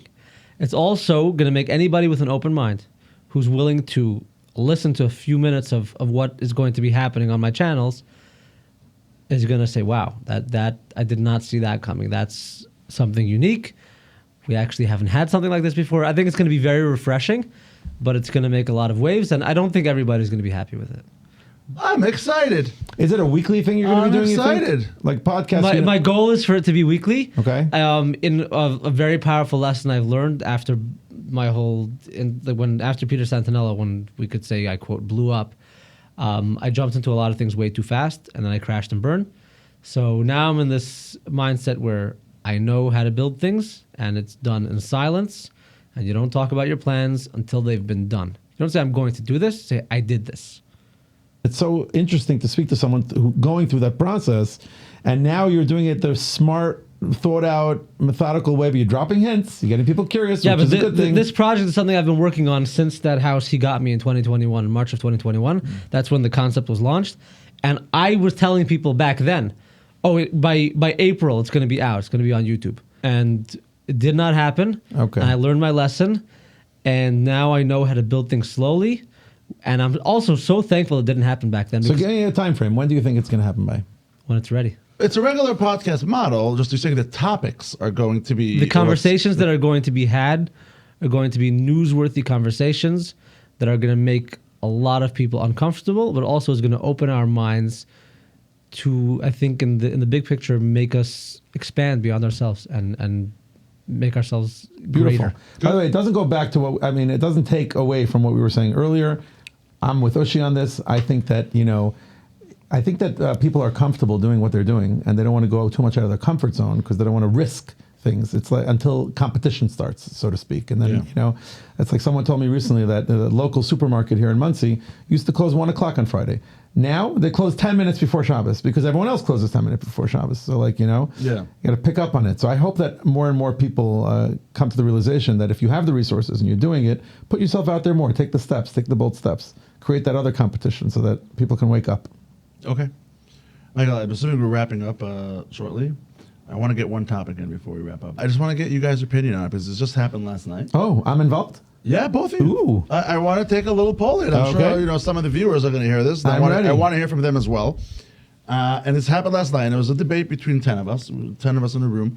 It's unbelievable, by the way. we There's 10 decided- friends hanging out on a regular night. That's Ushy. I 10 love friends. it. What room is this? It's somebody's house, a friend of my house. Okay. We're in the, in Are the we basement. drinking? Are we playing a game? Drink, but all the above. Keep going. And we I'm decided going to stop there. at one point we said we got to order food. Okay. So one guy whips out his phone and places an order on Uber's and Uber Eats. And, somehow he mentioned, they asked for a tip. No, I'm not tipping. Why should I tip the driver? It's on Uber. What am I doing that for? No, I'm not tipping. And I'm like, what do you mean you're not tipping? Why aren't you tipping? Why is this any different than anything else where normally you would tip? Like, what do you mean? It's not even like the driver doesn't know who we are. He's not going to see us. He's dropping off the food. Like, what's the point? Why should I tip? And you're like, all of a sudden, it became a conversation amongst everybody. And half the room agreed, and half the room didn't agree. But I vehemently didn't agree. I was mortified. I almost lost a little respect for this person. Like, I don't know if I can still be such good friends with you anymore. Like I want to understand, like, you're not tipping because you think you can get away with it, or because you don't think he deserves it. Like, what's the reason you're not tipping? And as I'm hearing more, the way I'm understanding from him is he doesn't feel like he deserves it. He doesn't feel like he should get tipped. This guy's working for probably $8 an hour, $10 an hour. This guy's hustling. I promise you, he's a lot less fortunate than you are. And he's going for $8 where he's going where he is to the store to pick up your hot food and deliver it to you. All for, like, why wouldn't you give him a $3 tip, a $4 tip? Why wouldn't you tip? When you go to a restaurant, you tip your waiter? Yeah, because that's, yeah. I said, basically, if there's an industry standard to tip, you should tip. And if you don't, you're a bad person. Now, if you can't afford it, it's another story, but just on a principle, you don't tip. I was so angry. And I don't know if I could, I think of it the same way. I want to hear your thoughts on this. Is he wrong for not tipping? I have my instant reaction answer, but I'm curious what you have to say. Do you have an hour? An hour? You touched on so many things. Number one, you're like, he's a bad person unless he's poor. If he's poor, he's not a bad person. But anyway, let's take a step back. Why do we tip people? When there's an expectation to tip. No, why does somebody get a tip? Because they're not making enough money from what they're doing, and No, part of their no, income is no. coming from tips. No. If somebody does a good job, they get a tip. Right, that's what he said. Imagine somebody has a spear. What goes on top is the tip of the spear. Okay? So they get some kind of base pay from Uber or for the restaurant they work in. And if they exceed and excel at what they do, then of course, be nice, give them a bonus. Yeah. The problem with tipping culture is that today, when you order food with one of these food ordering apps, they ask you straight away, do you want a tip before the food comes? Is the driver gonna spit in my food? Is he gonna take a fry out? People do that. Drivers are siphoning off food from orders. Drivers are nasty. They drop the food. They leave it not under the awning when it's raining. So tipping is a wonderful thing when it's for somebody who needs it or deserves it, and they act in accordance with somebody who deserves a tip. But there's something wrong with society today where you'll go to like SIBO in the airport. Okay? This literally happened to me at Newark Airport. You know, there's these stores called SIBO where it's just a big SIBO fridge. Express. It's just a big fridge. There's nobody there. Nobody there. And there's bananas and snacks and magazines and whatever. And I take a bottle of water and a banana and I go tap my card and it says, would you like to leave a tip? No, that's crazy. For who? Yeah, for who? Yeah, for Mr. SIBO? Absolutely not. That's No. why I bought the banana from you. So no, I'm not tipping you. But then there's times when like you go to a fast food place and this is already like going to get controversial, but like somebody packed your burger for you and put it on a tray and then you had to go pick it up yourself from the counter. And when you're paying, they do that casual thing where they flip the thing towards you and they look the other way, but they're kind of like, their eyes are like on the screen to see whether you tip or not. What's that all about? Why are we picking up the slack for restaurant owners who don't pay enough? I have no issue if every restaurant I go to raises their prices by 30% so they can pay their workers. But basically what's going on is restaurants are like, we're going to be cheap, not pay our workers, and then we're going to guilt the customer into paying the tip because we're cheap. I want the worker to get paid, but don't guilt me into it. Take my money Right. by charging me more money Don't for my pass the food. buck on to me. Yeah. Yeah, but my issue with this guy, I want to clarify, is that you're right. I don't know why Uber Eats does that. That's Why what do my they- answer was going to be. I love tipping. Why do they make after If the person fact. deserves it. Uber Right, they should do has that. this ridiculous thing. So I was going to say. If the person deserves Yeah. it, they should Correct. get a tip. But let's just say that you ordered the food, you expected it to arrive in a half an hour. It arrived in exactly half an hour, and the driver left it there by the front door. And everything, he didn't do anything spectacular. He's not curing cancer here. He's delivering your food, but he did exactly what he should be doing. Everything's perfect. And then afterwards, it pops up. Do you want to give him a tip? This guy also believes I wouldn't tip. He wouldn't give him a tip. He would no tip. That's what bothers me. I want to know if that is okay. Are we okay with this, or should he have tipped this poor guy $5 for delivering his food? I You need go ahead. I was going to say, I need to hear his version. I don't know why would anyone say I'm not tipping a guy middle of the night, cold, coming out, it's doing your job, but still, he's not making a lot of money. Yeah. Of course you tip him. What's the question? But I want to hear his theory. He must have something. Maybe he was saying that That he can get away with knows it. for I a don't need fact to. that Uber pays a lot and they take half the tips. No, Or whatever. No, that's not what he was saying. I don't Well, just know. simply, I don't need to. Why should I pay? Why should I pay him? For what? What did he do for me? He did his job. That was what he said.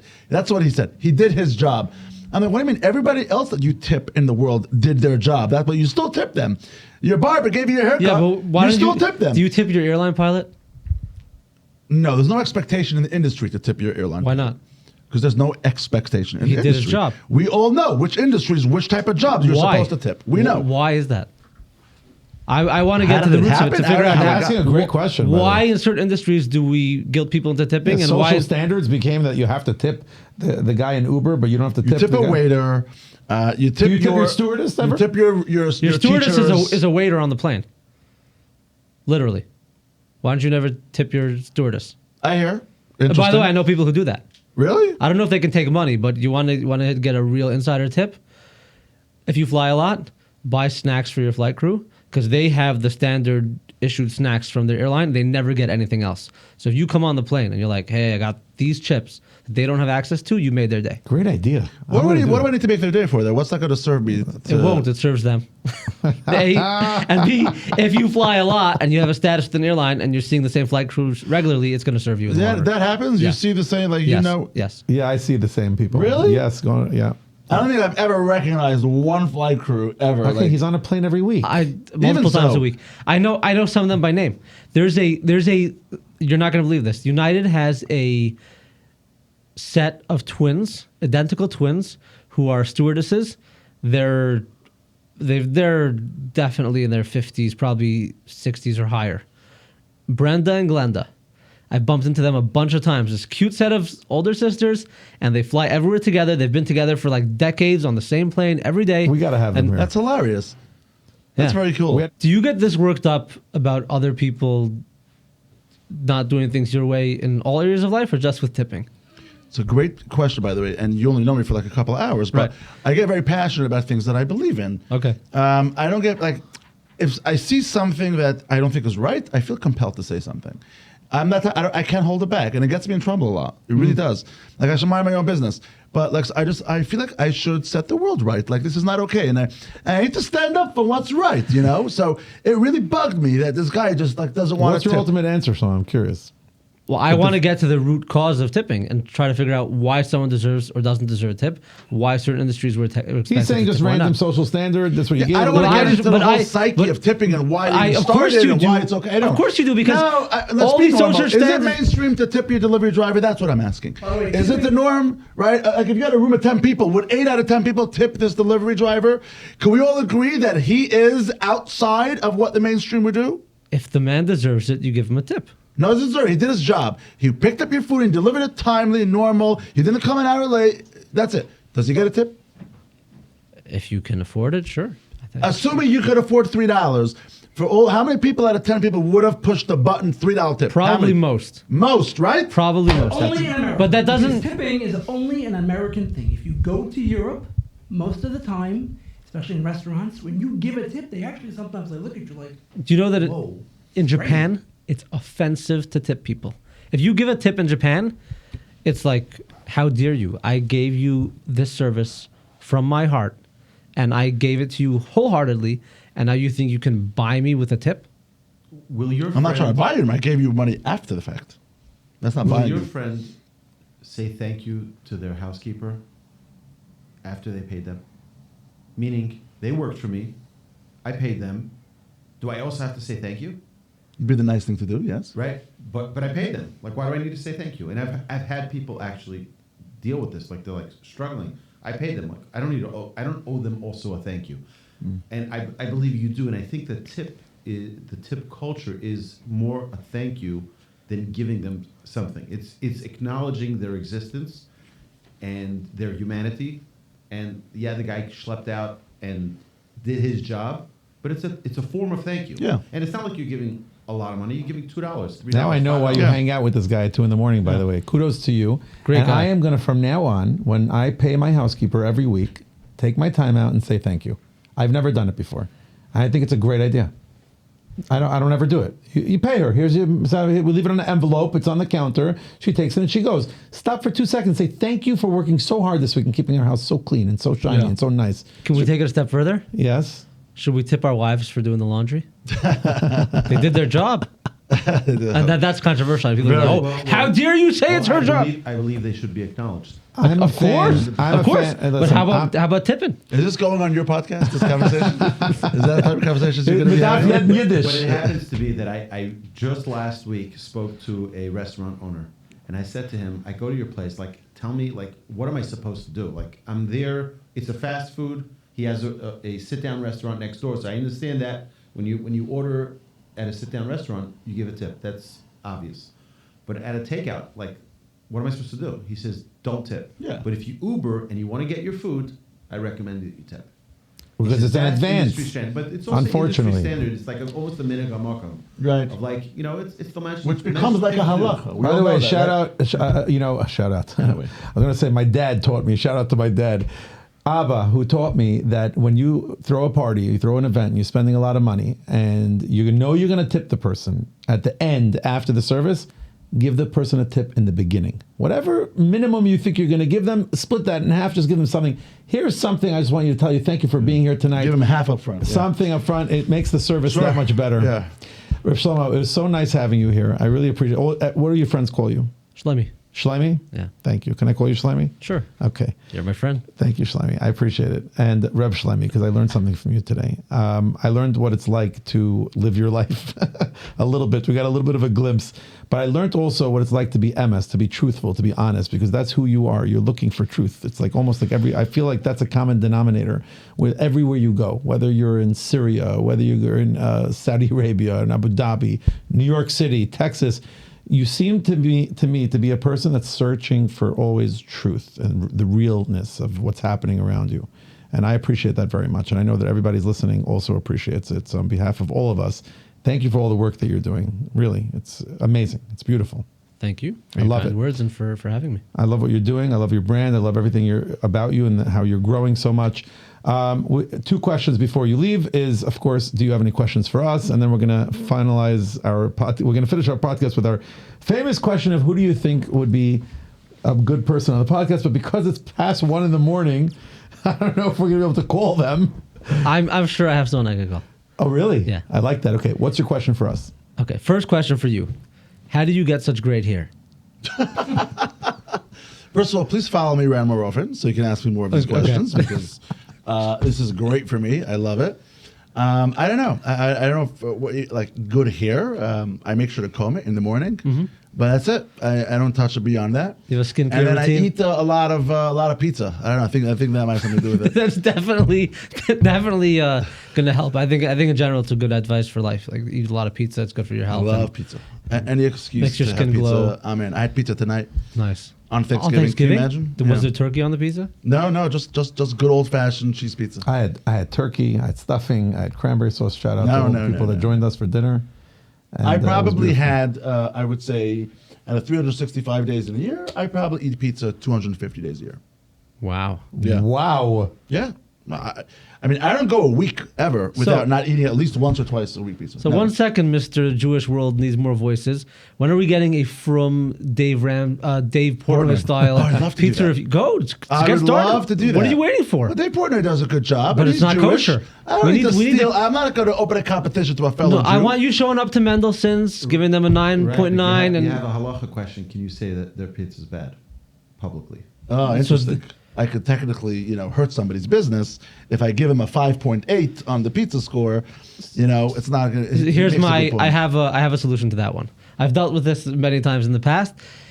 If I go to a restaurant and I have a great time, I'll tell people I really had a great time here and highly recommend. If I go to a restaurant and it's no good, I just won't post about it.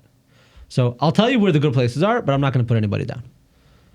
Interesting. Okay. So if anybody goes below like a 6, you just leave delete it that alone. one. Don't post it. Yeah. But how many Jewish kosher pizza stores are there? Like, I'll be out of business after a week. Hundreds. No, you won't. Once you get to Israel, Oh, Israel's a whole story. Yeah. Anyway, next question. what is one piece of advice you would give to somebody who's in the content creation world that you've seen brings you success in general in business that can be applied to the content world? I love how I got the "How do you have good hair?" question, and he got the intelligent, give me advice. We're question. living in the status I see world together, so the it's all- contrast of how you look at the both of us. Nothing By the way, personal. I happen to agree with you. I am a shallow person by nature, and he's certainly much more eloquent than I am. So it makes sense. But it's funny that you picked up on this in just 2 hours. He's a smart guy. Yeah, I see that. No, I was Go ahead, also going to Michael. ask him where he got those boots. Thank you. Marshalls, baby. Yeah, go ahead, Michael. Give your advice. I'm going to say two things. Number one is consistency with whatever it is that you're doing. That's I heard this from Yaakov Langer when I first started, and I asked him, and but I don't know if that's the answer that you're looking for, or answering the question that you're asking. And that's not the answer I really want to give you. The real answer that I want to give you is that you, and this is something that I learned after eliminating social media from my life. So I'm in a different position than you. So 5 years ago, I used to fall asleep with it was Facebook and LinkedIn on my nose, like literally. That happens to me It sometimes. happens to you. You know Yep. exactly what I'm talking about. I So know you're in the exactly. beginning of that journey. So, meaning, and you're living in that world. And kudos to you for doing this. I'm telling you, the amount of strength that you have, it's amazing. It's really, really amazing. It's inspiring for me and for many others. I learned how to control it and not have it control me. And that's something that it took time. But of course, because I eliminated social media, it helped me tremendously. But is that something you took from your business life that can translate into your content life? No, it's something that I learned from just living life. And it's that okay, so here's what happened. I'm just going to be vulnerable with you and tell you. Before the podcast happened, I knew I wanted to promote it. And therefore, I opened Status to the world. It used to be for 17 people, which are my family and closest friends, or it jumped up to 30 people. And after years, my marketing department is like, maybe you should, if we're going to do a podcast, open it to the world, and it would be cool. And I'm like, oh my gosh, cool. Anyways, I went into this world of Status, and I realized that it was controlling me. And what happened is every time I would go into a restaurant or an event, automatically I was like, okay, so we're here, and it was too much for me. So what I did was, and I shifted, and thank God, the podcast grew, and it allowed me, I had the ability to do this, is that I would experience something that I'm experiencing, and I would record whatever I want to record, quietly myself, and then afterwards I would write the story. So I controlled the environment as opposed to it controlling me. So I walked into a restaurant brand new, and I took it all in. I didn't have my camera on. It was just, this is the way I do it now. Anywhere I go, anything that I'm experiencing. I saw cats in Manhattan today, and I saw them out there playing, and I was Yes, like, you did. wow, this is amazing. And I went to them. I played with the cats for 5 minutes. I spoke to the guy and said, if you don't mind, I have the camera. I'm just going to put it back on. I want to put it on just to record. And he loved it. And I said, let's repeat again. What are you doing? Man, my cat caught 19 rats today in New York City streets. I'm like, wow, that's amazing. And this cat had world record he's breaking, 13 kittens he just had. And he just told it to me already. But the fact is that the audience doesn't know he told it to me. Mm-hmm. And that's what I think that is helpful in my life, that I hope that it would help you in some way. Just experiencing things first and then share it later. Exactly. Nice. Yeah. Yeah, we're Yeah. good. Okay. I have so many more questions for you, but we're going to have to wrap it up. My final question is, who would you recommend to sit in your seat on this podcast? Let me see if I can make a call. Oh, you're not even going to tell us who it is first? You He said knows- you want me to call he the knows person dr- on I here? definitely want you to, but I'd love to hear who it Usually, is. people tell us Yeah, in tell us who it advance is. who they're You're calling. already ready to call. But love I it. like this, the spontaneity. This is great. Yeah, this is great. Yeah, this is even better. The thrill of who this person is, that it's going to be, could be anybody. Watch. And now we have to get him on. Wolby's phone is going to ring. Watch. Is that what's happening? Oh God! Get out of here. Is that true? That's 100% true. I knew it. He's in the room. I'll just get up from the chair and you can sit down right now. Yeah, sure. He's not answering. I don't know why. That's great. You live in Texas. Hello. Oh, long time no speak. Yeah, he's here. Absolutely. You should totally have him on. He's an incredible man. Do you come to New York often? Yeah. I can let you in on a little. So he's here till Monday morning. So if you guys can get him tomorrow or Matzah Shabbos or Sunday night. You have a wedding Sunday night? Yeah. But if you're Yeah. down, get him while he's here. Wow. Okay. So tell us a little bit about him and why you think he would be a good fit. He is a powerhouse of outreach. He has an amazing way of connecting with people, and he is like him and his wife are like the big brother and big sister to like the whole city of Houston. It doesn't really make sense, but everything going on in the city passes through his house. And they're very special people. The Askin of Texas. I think Askin is like, it's almost derogatory at this point. I know I'm going to get flagged for saying that. No, but no, like, no, I'm actually agreeing with what you're saying. No, it's meaning people look at it maybe as a... Askin is like a guy who wants Like to be a hacker. important. Yeah. Yeah, right. He has 4 Some of the radios on actual his good. belt. A few of the Askin are This rooted is- for everybody. Askin else, is but like- usually Askins are good. This is like moving in silence, quietly, doing what needs to be done. Special people. By the way, I accept and I love it and I appreciate it. I don't think we'll be able to have it by this Sunday night, but we'll do it next time you're in town. But before I let you go, do you have Jared Kushner on your phone? I'm just curious because I'm do trying not. to get him. I do not. No. No. What about the press secretary lady? What was her name again? I have her on my phone, but I can't share her number. So you can't call her, right? You have her cell number? Not at this hour. But you have her cell number. I do have her cell number. You think she's a person that would come on our podcast? I think it's entirely possible. don't take this in the wrong way, highly unlikely. Right. Because she's not even she goes on Lara Trump's show. Right. It very rarely does she do. It's a very high Who's pressure the job. highest profile person that you know, period? In the world? Yeah. That's a great question. First of all, by the way, I don't feel like I know that many super high profile people. So of the few people that you know. I would have to think about that because I'm not sure what kind of high profile you're referring to government, referring to someone who's making an impact in the world knows who he is. Like a Ben Shapiro Reba type. Schmelzer. He's in my phone. Neba Schmelzer is great, by the way. He just did a podcast. I don't like recycling people from podcasts. So in Mitzvah Shem, in a few months from now, I'd love to get him. But but someone that's impactful in the world, that's high profile. Lipa Schmelzer was your OG. He was the one you got kicked out of yeshiva for. Well, I didn't get kicked out for him, but he got me on Twitter. Yeah. Yeah. So you know him? I do know him. We traveled to Iraq together. We went for a week. He wanted to make music. Really?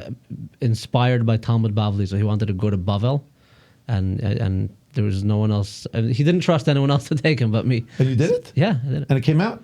He made a whole album. Yeah. Oh, beautiful. Okay, I don't follow his music so much, but I love some of his songs are my favorite. Like, so Heilig Eden in America. You know what I'm saying? Like, I know that was done with other people also. Yeah. But Ushy, would you like to have a guy like Lipa Schmelzer on our podcast? What do you think? Sure. Yeah, he's not thinking high profile. Like he wanted a Jared Kushner or a one of the Trumps. Yeah.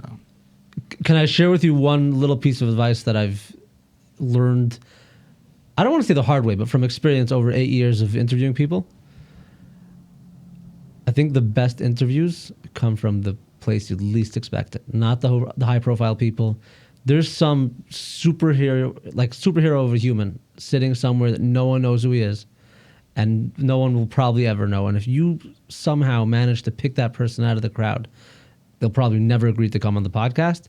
But there are some really high profile souls running around this world that under the cover of night, nobody's ever I gonna know. love uncovering those, and we get them on our Yeah. podcast. By the way, Yeah, sometimes we realize that we're talking to someone like they're special. And just like out of the blue, like will surprise us with things, and it's amazing. It's amazing. Yeah. I was just curious who's in your phone. Like if you were in a situation and you were someone you knew was getting in trouble, who would you be calling? That's what I was asking. Let's put it this way.